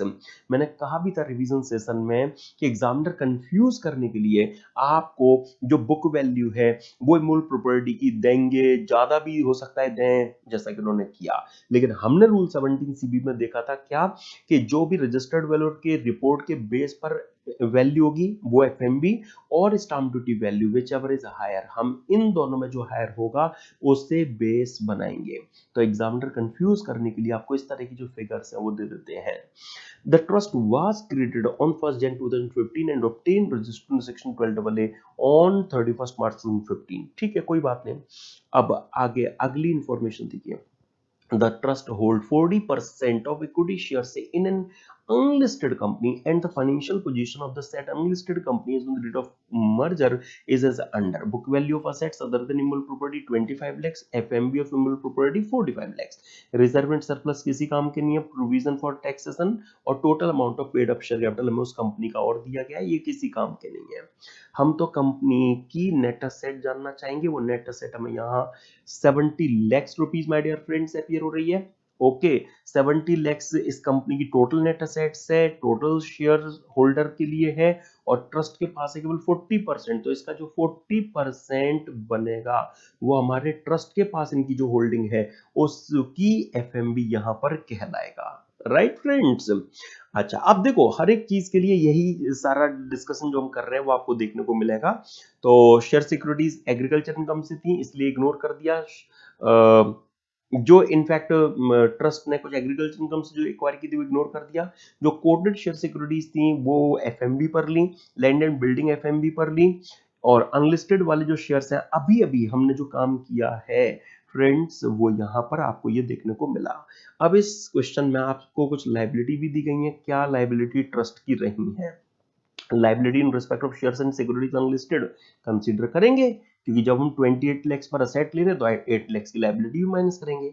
Bank liability in respect of coated share securities, हाँ इसे भी consider करेंगे, क्योंकि जब हम वो asset consider कर रहे हैं शेयर सिक्योरिटीज वाली तो वो लायबिलिटी भी लेंगे, लेकिन ये एडवांस टैक्स पेड जो आप कह रहे हो ये नहीं ले पाएंगे। याद है ना फ्रेंड्स, इनकम टैक्स का जो अमाउंट है वो हमें कंसीडर नहीं करना है, रूल 17 सीबी में आपने ये देखा था, तो बस ये दो लायबिलिटी जो है वो कंसीडर होंगी। ये असेट हो गई, ये लायबिलिटी हो गई, आप इजीली एक्रेडिटेड इनकम तक पहुंच सकेंगे, और एक्रेडिटेड इनकम पर आपको पता है एमएमआर से जो टैक्स है वो निकालना होता है, वो निकाल दिया। एमएमआर 115 टीडी के लिए 34.944% ली जाती है, इस पर हम discussion already rapid revision session में करके आ चुके हैं कि ये कैसे आती है। 30% tax, 12% surcharge, 4% cess. Okay, specifically given है इसलिए। आइए एक अच्छा क्वेश्चन मैं आपके साथ नवंबर 2019 में जहां एक दो हिडन मैसेज आपको आइडेंटिफाई करने थे गिवन इंफॉर्मेशन से, उसमें लेकर चलता हूं, ठीक है।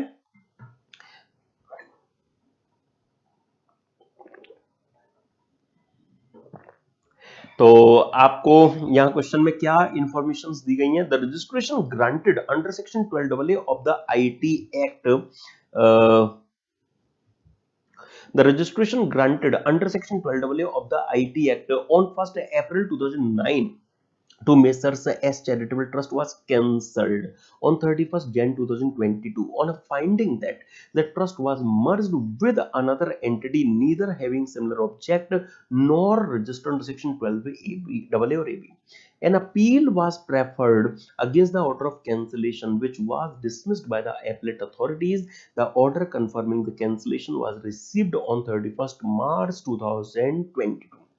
The balance sheet of Messrs S Charitable Trust as on 31st Jan 22 and its other information is given here under. रुकिए जरा, यहां आप देखिए ये जो ट्रस्ट है ये गलत एंटिटी के साथ मर्ज हुआ है, तो ये मर्जर का केस भी है और उस वजह से इनका रजिस्ट्रेशन कैंसिल किया गया। तो ये कैंसिलेशन मतलब कन्वर्जन में भी आता है कि ट्रस्ट का चैरिटेबल से नॉन चैरिटेबल ट्रस्ट में कन्वर्ट होना, है ना। 12 AA वाले ट्रस्ट का 12 ऐसे ट्रस्ट में कन्वर्ट होना जो 12 AA में रजिस्ट्रेशन ग्रांट किए जाने के लिए एलिजिबल ना हो, तो उसमें कैंसिलेशन का केस सबसे पहले कवर्ड है। ठीक है, तो यहां पर ये मर्जर का केस भी है और ये कैंसिलेशन का केस भी है। तो हम यहां पर मर्जर वाला पॉइंट नहीं लगा सकते, क्यों? क्योंकि हमारे पास मर्जर की डेट ही नहीं है। हमारे पास वो जो डेट गिवन है वो यहां पर ट्रस्ट का रजिस्ट्रेशन कब कैंसिल हुआ और उसी डेट वो डेट और उसी डेट की हमारे पास में जो बैलेंस शीट है ट्रस्ट की वो गिवन है। ओके, अच्छा अगर आप ये कहते हो कि कब तक ट्रस्ट को जो, अच्छा यहां पर देखिए तो ट्रस्ट का जो रजिस्ट्रेशन कैंसिल हुआ, अब देखो पहले मैं 1 मिनट के लिए आपको जरा लास्ट में लाता हूं। Based on the above information calculate the exact tax payable by the charitable trust and describe the latest day on which the said tax has to be paid. तो यहां पर फ्रेंड्स हम कह सकते हैं कि अगर ट्रस्ट ने अपील फाइल की थी तो एपीलेट अथॉरिटी का ऑर्डर जब ट्रस्ट को रिसीव हुआ वहां से 14 डेज ट्रस्ट को मिलेंगे, किसके लिए? उस एग्जिट टैक्स को पे करने के लिए। तो मैं कह सकता हूं 14 अप्रैल 2022 वो लेटेस्ट डे होगा जिस तक उन्हें एग्जिट टैक्स अपना जमा कराना पड़ेगा। चलो एग्जिट टैक्स के लिए पहले चाहिए एक्रेडिटेड इनकम। तो एक्रेडिटेड इनकम के लिए आपको जो बैलेंस शीट दी गई है उसमें लायबिलिटी साइड में जो आपको कैपिटल फंडेड ट्रस्ट का वो दिया गया है, हम कहेंगे इररेलेवेंट है, कॉर्पस में कंसीडर नहीं करना होता है। सन्ड्री क्रेडिटर्स गिवन है 335 lakhs के, हम कहेंगे ये कंसीडरेबल है subject to any other information if given hereunder. नीचे अगर कुछ दिया गया है तो कंसीडर कर लेंगे, नहीं तो ये कंसीडरेबल है। ओके, अब लैंड एग्जिस्टिंग सिंस 1 अप्रैल 2008 कितना 100 lakhs की इन्होंने जो एक लैंड है वो 2008 में परचेज कर रखी है। ट्रस्ट रजिस्टर्ड कब हुआ? ट्रस्ट रजिस्टर्ड हुआ है 1 अप्रैल 2009 को। तो मतलब ट्रस्ट रजिस्ट्रेशन से पहले जो ये असेट है ये एक्वायर की जा चुकी है, 1 अप्रैल 2008 को एक्वायर की जा चुकी है, तो क्या इसे कंसीडर करेंगे? हाँ कंसीडर करेंगे। अरे सर क्या कह रहे हो, ये तो ट्रस्ट रजिस्ट्रेशन से पहले की एक्विजिशन, तो इसे क्यों कंसीडर कर रहे हो? माय डियर फ्रेंड्स इसलिए कंसीडर कर रहे हैं क्योंकि 1 अप्रैल 2009 को रजिस्ट्रेशन ग्रांट हुआ है। तो रजिस्ट्रेशन के लिए जो एप्लीकेशन है वो तो इंप्लाइड है कि इससे पहले ही दी गई होगी ना। इंप्लाइड है कि रजिस्ट्रेशन के लिए एप्लीकेशन तो इस डेट से पहले ही दी गई होगी, मतलब प्रीवियस ईयर 8-9 में दी गई होगी। पक्की बात है, पहले भी 6 मंथ्स का टाइम कमिश्नर को मिलता था, सेम डे पर रजिस्ट्रेशन तो जनरली देखने को मिलते ही नहीं। तो यहां इंप्लाइड है कि जो रजिस्ट्रेशन की एप्लीकेशन है वो रजिस्ट्रेशन की एप्लीकेशन तो 1 अप्रैल 2008-9 से पहले ही, मतलब प्रीवियस ईयर 8-9 में ही दी गई होगी। तो एग्जेम्पशन किस ईयर से मिलती है? एग्जेम्पशन एप्लीकेशन दिए जाने वाले ईयर से मिलना स्टार्ट हो जाती है। तो पक्की बात है कि इन्होंने जिस ईयर में ये लैंड एक्वायर की है दैट इज 8-9, वो एग्जामिशन वाला ईयर था इनका, उन्होंने उस प्रीवियस ईयर में एग्जामिशन ली होगी। तो जिस असेट के रिस्पेक्ट में आप एक्विजिशन उसका एग्जेम्प्ट क्लेम कर चुके हैं वो एक्रेडिटेड इनकम में क्यों नहीं कंसीडर करेंगे? हम जरूर करना पड़ेगा। तो ये एक अच्छा पॉइंट था जिस पर कई स्टूडेंट्स ने गलतियां की, लेकिन इस तरह की हिस्ट्री अगर रिपीट होती है तो आपके पार्ट पर गलती ना हो इसके लिए मैं इस पर इतना एम्फेसिस अप्लाई कर रहा हूं। राइट, तो सिंस एग्जामिशन स्टार्ट होती है उस ईयर से जिस ईयर में आपने अप्लाई किया, और एप्लीकेशन पक्का इन्होंने 1 अप्रैल 9 से पहले मतलब 8-9 में दे दी होगी। 8-9 एग्जामिशन वाला ईयर है और जब आपने इस प्रीवियस ईयर में एग्जामिशन लिया तो जरूर इस एक्विजिशन को आपने एज एन एप्लीकेशन क्लेम किया होगा। तो सर्टेनली एग्जामिशन से पहले का आपका एक्विजिशन नहीं है, इसीलिए इसे हम कंसीडर करेंगे। अच्छा कंसीडर करेंगे किस पर? चलो पहले वो भी साथ ही साथ हो जाए। Stamp duty value of the land existing since 2008 as on 31 Jan 2022 was rupees 120 lakhs, but if sold in the open market the property would fetch rupees 250 lakhs as per the registered valuer certificate। तो फिर हम कहेंगे बस यही considerable है। Yes, तो friends stamp duty value और FMB as per registered value whichever is higher, तो इस लैंड के लिए 250 लाख रुपीस की जो फिगर है वो हमें कंसीडर करनी होगी। अगली information, land and building purchased in year 2015, book value में गिवन है बैलेंस शीट वैल्यू 800 lakhs की, लेकिन इस लैंड एंड बिल्डिंग के लिए sold in open market which will fetch rupees 1000 lakhs as per registered value certificate, stamp duty value as on 31 Jan 2022 was rupees 1050 lakhs। हम कहेंगे ये considerable है, yes my dear friends, क्योंकि FMB और stamp duty value whichever is higher हमें consider करना होता है। अच्छा, अगली इंफॉर्मेशन देखो, असेट साइड में जो इनकी दी गई है, 2000 equity shares of rupees 1000 each in Messrs X Limited shares are listed in BSE at face value। अच्छा, मतलब 20 लाख रुपीस हमें इन शेयर्स की फेस वैल्यू पर जब ये एक्वायर किए गए तो वो दिए गए हैं, लेकिन सिंस ये लिस्टेड आरएससी में तो देखो हाईएस्ट एंड लोएस्ट वैल्यू पर share of Messrs X Limited traded on 31st Jan 2022 was rupees 1098 and 1051। तो 1098 प्लस 1051 इन दोनों का जो एवरेज आएगा, ये एवरेज प्राइस आ गई, इससे 2000 नंबर ऑफ शेयर जो इनके पास में है उनसे मल्टीप्लाई करोगे तो जो रिजल्ट आएगा वो फिगर कंसीडरेबल यहां पर बन जाएगी। Then balance in current account, balance in FD, ये हम एज इट इज कंसीडर कर लेंगे, कैश इन हैंड को भी एज इट इज, टीडीएस की फिगर हम कहेंगे इररेलेवेंट है। लास्ट इंफॉर्मेशन इस क्वेश्चन में क्या गिवन है वो भी देखिए, included in sundry creditor is rupees 30 lakhs provided on estimated basis to contractors for which no bills are received। मतलब क्या, जो ये सन्ड्री क्रेडिटर की फिगर है 335 lakhs की, इसमें 30 lakhs रुपीस का प्रोविजन उन्होंने हवा में बना रखा है।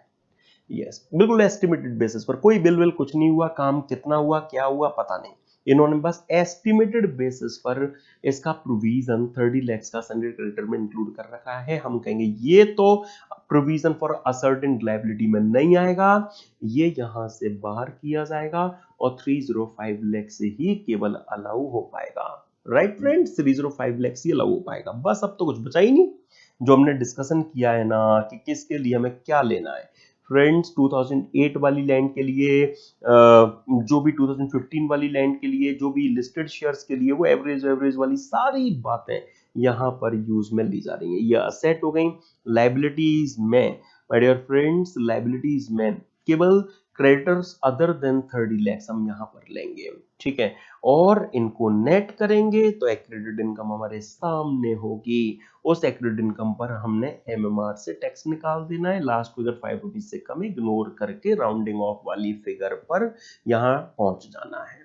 तो एक अच्छा क्वेश्चन था, और इस अच्छे क्वेश्चन में बस मेन एक चीज मुझे जो हाईलाइट करनी थी वो ये थी, जिस पर ज्यादातर स्टूडेंट्स ने गलती की, ठीक है, आपने वो बिल्कुल नहीं करनी है, आगे इस तरह की स्टोरी रिपीट होती है तो।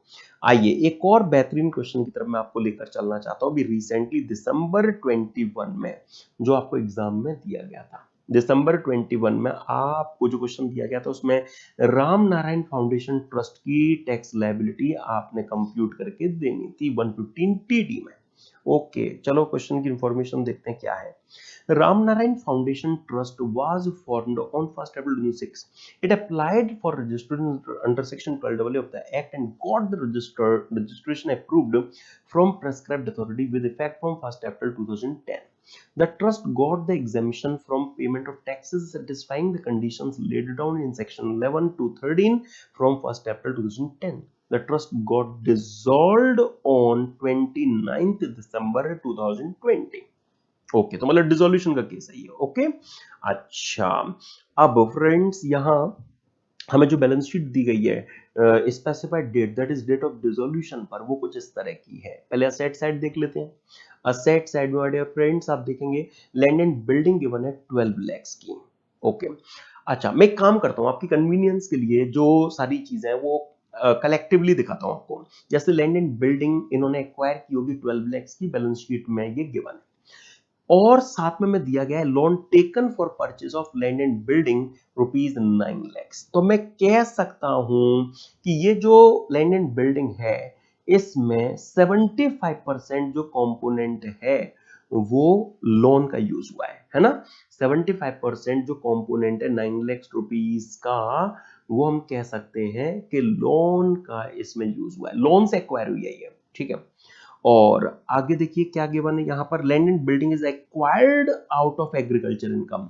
ये सही नहीं है फ्रेंड्स, यहां पर साथ में लिखा होना चाहिए था land and building is partly acquired out of agriculture income, क्योंकि जो स्कोप बचता है, जो स्कोप यहां पर बचता है वो केवल और केवल 25% 3 लाख वाला बचता है जो इन्होंने एग्रीकल्चर इनकम से एक्वायर की है। राइट, तो यहां पर land and building is acquired नहीं होना चाहिए, land and building is partly acquired out of agriculture income. Right, तो अब इस सिचुएशन में आप देखिए यहां जो एग्रीकल्चर इनकम से उन्होंने लैंड एंड बिल्डिंग एक्वायर की है, हम कहेंगे वो उनकी एक्रेडिट इनकम का पार्ट नहीं बनेगी। लेकिन पूरी लैंड एंड बिल्डिंग तो उन्होंने एग्रीकल्चर इनकम से एक्वायर नहीं की है। राइट, तो यहां 75% तो लोन प्रोसीड से उन्होंने ये लैंड एंड बिल्डिंग एक्वायर की है, तो वो तो कंसिडरेबल है। 25% एग्रीकल्चर इनकम से एक्वायर की गई लैंड एंड बिल्डिंग कंसिडरेबल नहीं है। अब देखो FMB of land and building given है 50 लाख की, तो इसमें मैं कहूंगा वो 75% जो कंपोनेंट बनता है 37.5 लाख का जो नॉन एग्रीकल्चर इनकम से एक्वायर है, इसे तो हम कंसीडर करेंगे। ठीक है, जो हम कह सकते हैं यहां acquired from non agriculture income, that is loan. ठीक है, जो लोन से आपने एक्वायर किया है दैट इज फ्रॉम लोन, वो तो हम यहां पर कंसीडर करेंगे। राइट माय डियर फ्रेंड्स, लेकिन जो ये तो यहां पर हम कहेंगे कंसीडर होगा। ठीक है, लेकिन यहां पर जो बचा हुआ 25% कंपोनेंट ऑफ एग्रीकल्चर लैंड जो आपने एग्रीकल्चर इनकम से एक्वायर किया है that is 12.5 lakhs acquired from agriculture income, ये हम कंसीडर नहीं करेंगे।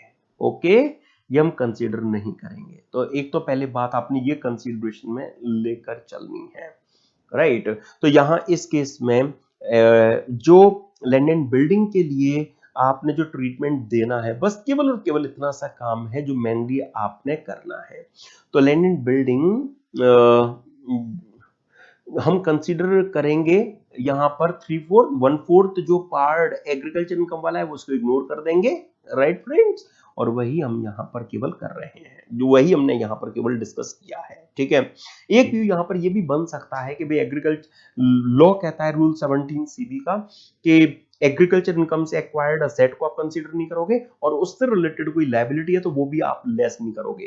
तो यहां पर फिर एग्रीकल्चर इनकम से आपने अगर कोई एसेट एक्वायर की है आप उसी को कंसीडरेबल बना रहे हो, तो उससे रिलेटेड लायबिलिटी तो कोई हो भी नहीं सकती। क्यों नहीं हो सकती? क्योंकि जो इनकम से ही एक्विजिशन आप यहां पर कह रहे हो तो लायबिलिटी उससे रिलेटेड कहां से आ जाएगी?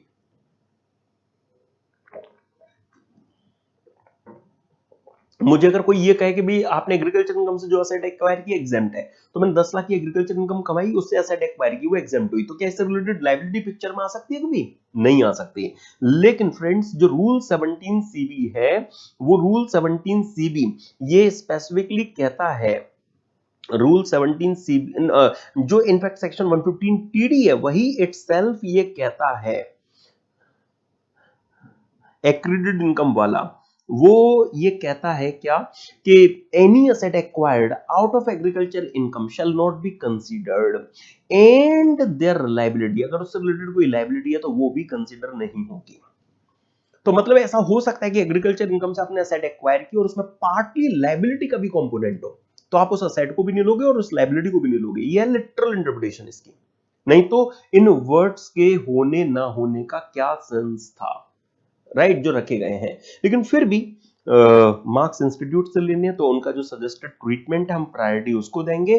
उन्होंने लॉजिकल अप्रोच अडॉप्ट की हुई है, उन्होंने लोन वाले कंपोनेंट वाली एसेट टैक्स कराई है और जो एग्रीकल्चर इनकम वाला कंपोनेंट है उसे उन्होंने कंसीडर ना करने के लिए कहा है, तो ठीक है हमने वो कंसीडर नहीं किया। आइए हम तो डिस्कशन को कंटिन्यू रखते हैं आगे। दूसरी information, investment in equity shares. Okay, अब इन्होंने इक्विटी शेयर्स में जो इन्वेस्टमेंट की है उसमें कोटेड शेयर्स हैं ये 4 लाख के। Market value of quoted shares on the date of dissolution is rupees 18 lakh, तो हम कहेंगे 18 लाख ही कंसीडर होगा। राइट, 18 लाख से ही कंसीडर हम कर लेंगे, इतना सा मैटर है। और आगे चलते हैं, investment in equity shares unquoted in Z limited 1,50,000 के। ओके, अब इसमें loan taken for purchase of unquoted shares taken in year 7-8। अरे इनका तो रजिस्ट्रेशन 2010 से इन्फोर्स हुआ है ना, 2010 से इन्फोर्स हुआ है, और ये इन्होंने 7-8 में ही शेयर्स लेने के लिए लोन लिया था। तो मतलब क्या है कि ये वाला जो लोन है ये कंसीडरेबल नहीं होगा, क्योंकि उतने शेयर्स कंसीडरेबल नहीं होंगे। आओ पहले यहां पर देखते हैं। 50% of unquoted shares were acquired during 7-8, जब ये रजिस्टर्ड थे ही नहीं थी, एप्लीकेशन दी नहीं थी, है ना। तो हम ये कह सकते हैं कि जो ये शेयर्स हैं इनमें से केवल 50% ही कंसीडरेबल हैं, बाकी 50% इग्नोरेबल है। और ये लोन तो बिल्कुल ही कंसीडरेबल नहीं है, क्योंकि ये 7-8 में जो 50% शेयर्स एक्वायर किए गए थे उनके लिए लिया गया था, तो वो शेयर्स ही कंसीडर नहीं हो रहे, तो ये लोन भी कंसीडर नहीं होगा। जो कंसीडर हो रहे हैं, देखो जरा, उनकी एफएमबी लेनी है, तो उसके लिए देखो क्या दिया गया है। With respect to Z limited in which the trust invested in unquoted share the following additional information was available on 29 December 20। क्या है? 1 lakh equity shares with face value of ₹10 each. तो हम कह सकते हैं जो इस कंपनी की, जो इस अनलिस्टेड कंपनी की टोटल शेयर कैपिटल रही होगी वो 10 लाख की रही होगी। हमारे ट्रस्ट के पास कितने के शेयर्स हैं इनके? 1,50,000 के। तो मैं बोल सकता हूँ 15% शेयर्स हमारे एसएससी ट्रस्ट के पास हैं इस कंपनी के। ठीक है, 10 लाख रुपीज टोटल कैपिटल और 150 का इन्वेस्टमेंट हमारे ट्रस्ट का था, तो 15% का इन्वेस्टमेंट हमारे ट्रस्ट के पास है। Total book value of the assets other than Boolean jewellery 60 lakhs, market value of Boolean jewellery 30 lakhs, liability 35 lakhs। Okay, तो अब हम उस कंपनी की जेड लिमिटेड की जरा नेट असेट पता करते हैं। जो इंफॉर्मेशन दी गई है इनसे हम जरा नेट असेट्स पता करते हैं। तो net assets my dear friends यहां पर जो निकल कर आएगी वो नेट असेट्स की figure 60 plus 30 plus minus 35 lakhs, right. तो हम कह सकते हैं यहाँ 55 लैक्स आ गई। ये कंपनी की टोटल नेट असेट्स है, इसमें 15% का जो प्रोपोर्शन है वो हमारे एसोसिएट ट्रस्ट के पास है।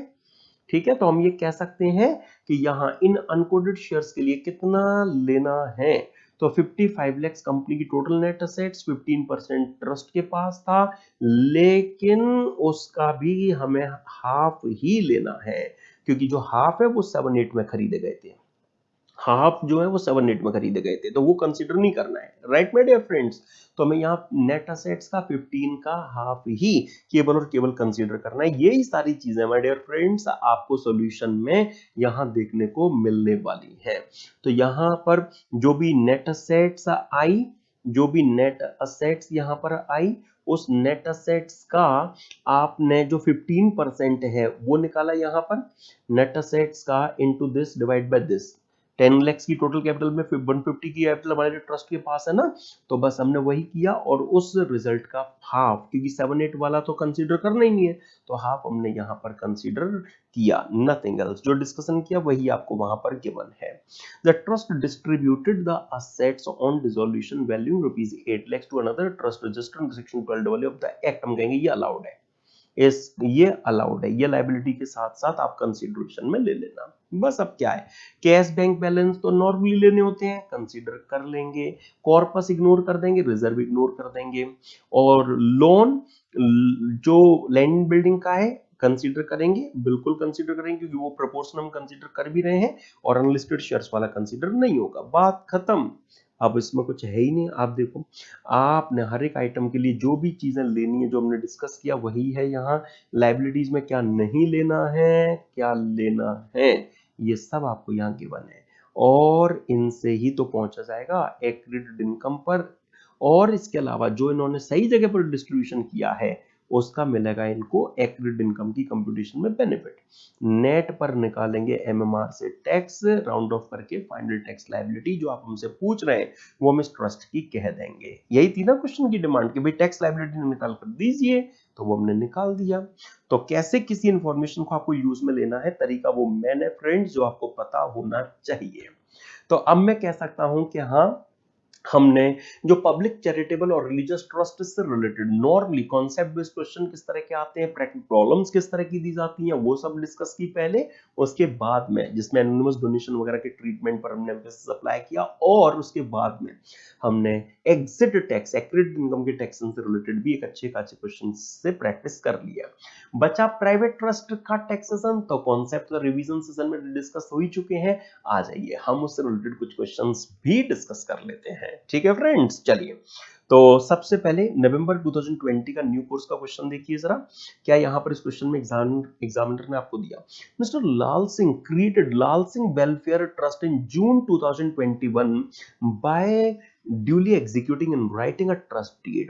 He appointed Miss Vinita as the trustee. The trust was created to take care of his old parents and his two uncles, both being older brothers of his father, where all are dependent on Lal Singh and continue to live together in their native village in Rajasthan.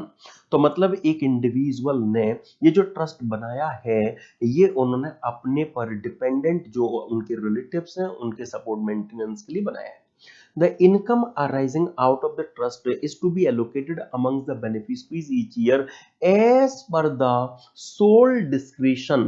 आप देखेंगे my dear friends, as per the sole discretion of miss Vinita, that is the beneficiary, right friends.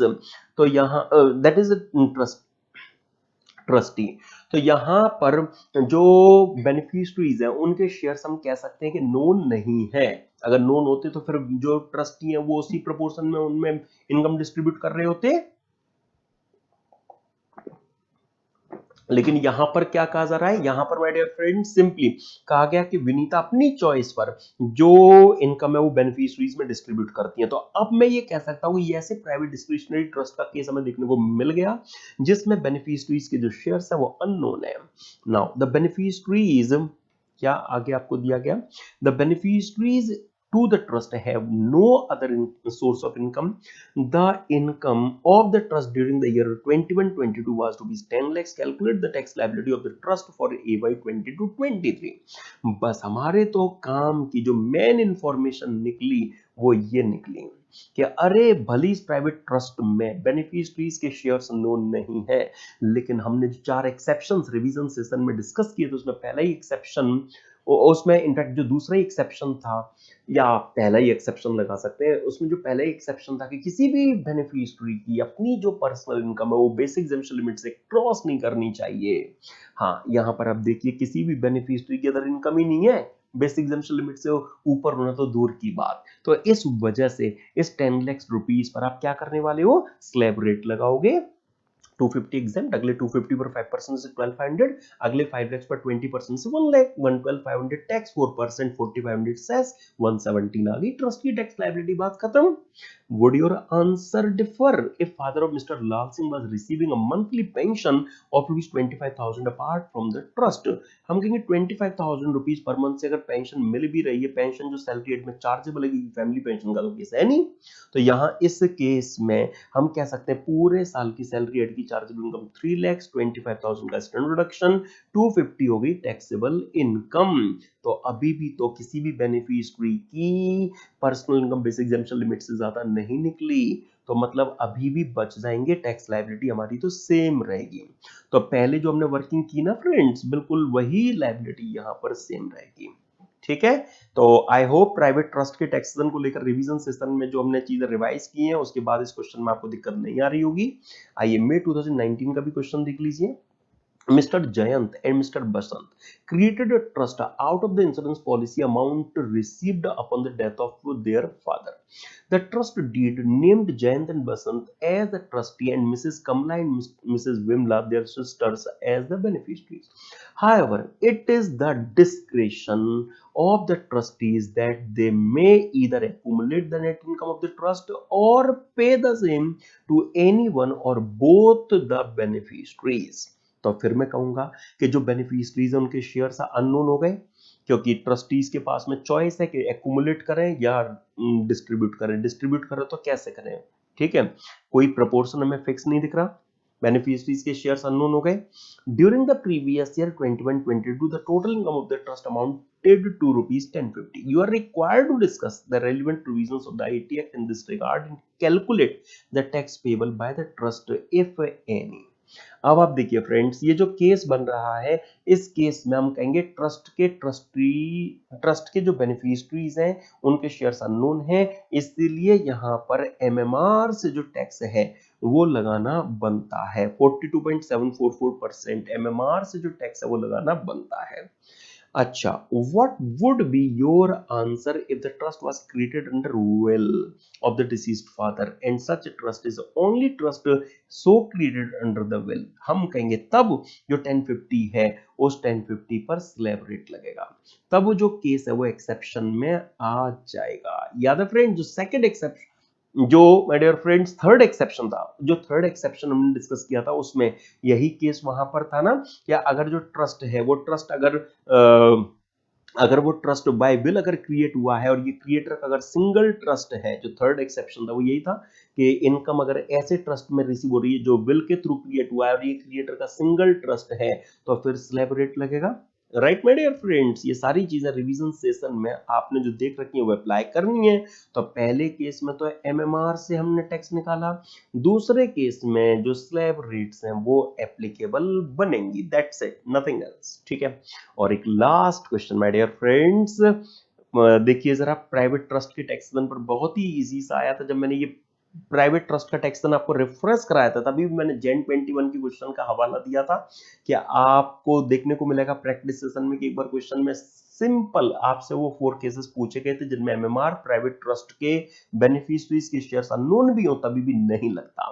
तो वो जो 4 cases हैं friends वो आपको देने थे। तो जो डिस्क्रिशनरी ट्रस्ट नॉर्मली तो एमएमआर पर टैक्सेबल होता है, a discretionary trust is liable to tax at MMR of the IT Act on their entire income. Discuss the exceptions to the above statement. जहां कोई भी बेनिफिशियरी एमएमआर से आए, जहां कोई भी बेनिफिशियरी की अपनी पर्सनल बेनिफिशियल लिमिट से ज्यादा ना हो, कोई भी बेनिफिशियरी किसी तरह ट्रस्ट का या तो बेनिफिशियरी ना हो, है ना, इनमें से कोई भी केस अगर हो जाएगा, या बिल वाला केस तो अभी अभी डिस्कस किया हमने, राइट, या कोई ट्रस्ट अगर नॉन टेस्टामेंट इंस्ट्रूमेंट के थ्रू क्रिएट हुआ है, काफी पुराना ट्रस्ट है जिसके रिलेटिव अगर इंडिविजुअल ने क्रिएट किया है तो उसने अपने रिलेटिव के लिए, एचयूएफ ने क्रिएट किया है तो उन्होंने अपने मेंबर के एक्सक्लूसिव बेनिफिट के लिए वो क्रिएट किया हो, जो अपने सपोर्ट मेंटेनेंस के लिए मेनली उस इंडिविजुअल या एचयूएफ पर ही डिपेंडेंट हो, ये वो 4 केसेस हैं जिनमें एमएमआर नहीं लगता, स्लैब रेट से टैक्सेशन को अंजाम दिया जाता है। यही सारी चीजें, वही ऑल 4 केसेस आपको फ्रेंड्स यहां पर देखने को मिले थे रिवीजन सेशन में, वही एज इट इज आपको बस देकर आने थे। ओके, तो यस, जो असेसमेंट ऑफ ट्रस्ट चैप्टर से रिलेटेड हमने चीजें रिवाइज की थी रिवीजन सेशंस में क्विकली, उनसे रिलेटेड जो भी फ्रेंड्स अच्छे अच्छे क्वेश्चंस थे वो हम यहाँ इस रिवीजन, इस प्रैक्टिस सेशन में कवर कर चुके हैं। ठीक है, आई होप इस ट्रस्ट चैप्टर में एक अच्छा कॉन्फिडेंस आपका डेवलप हो गया होगा। तो मेरी कोशिश थी कि ज्यादा से ज्यादा जो चीजें हैं वो आपके सामने से इस प्रैक्टिस सेशन में भी निकल जाए। ठीक है, और हम मिलेंगे फ्रेंड्स नेक्स्ट सेशन में कुछ नए topics, that is MAT, AMT, buyback वगैरह के साथ में। ठीक है, तब तक के लिए goodbye to you and thanks a lot to you.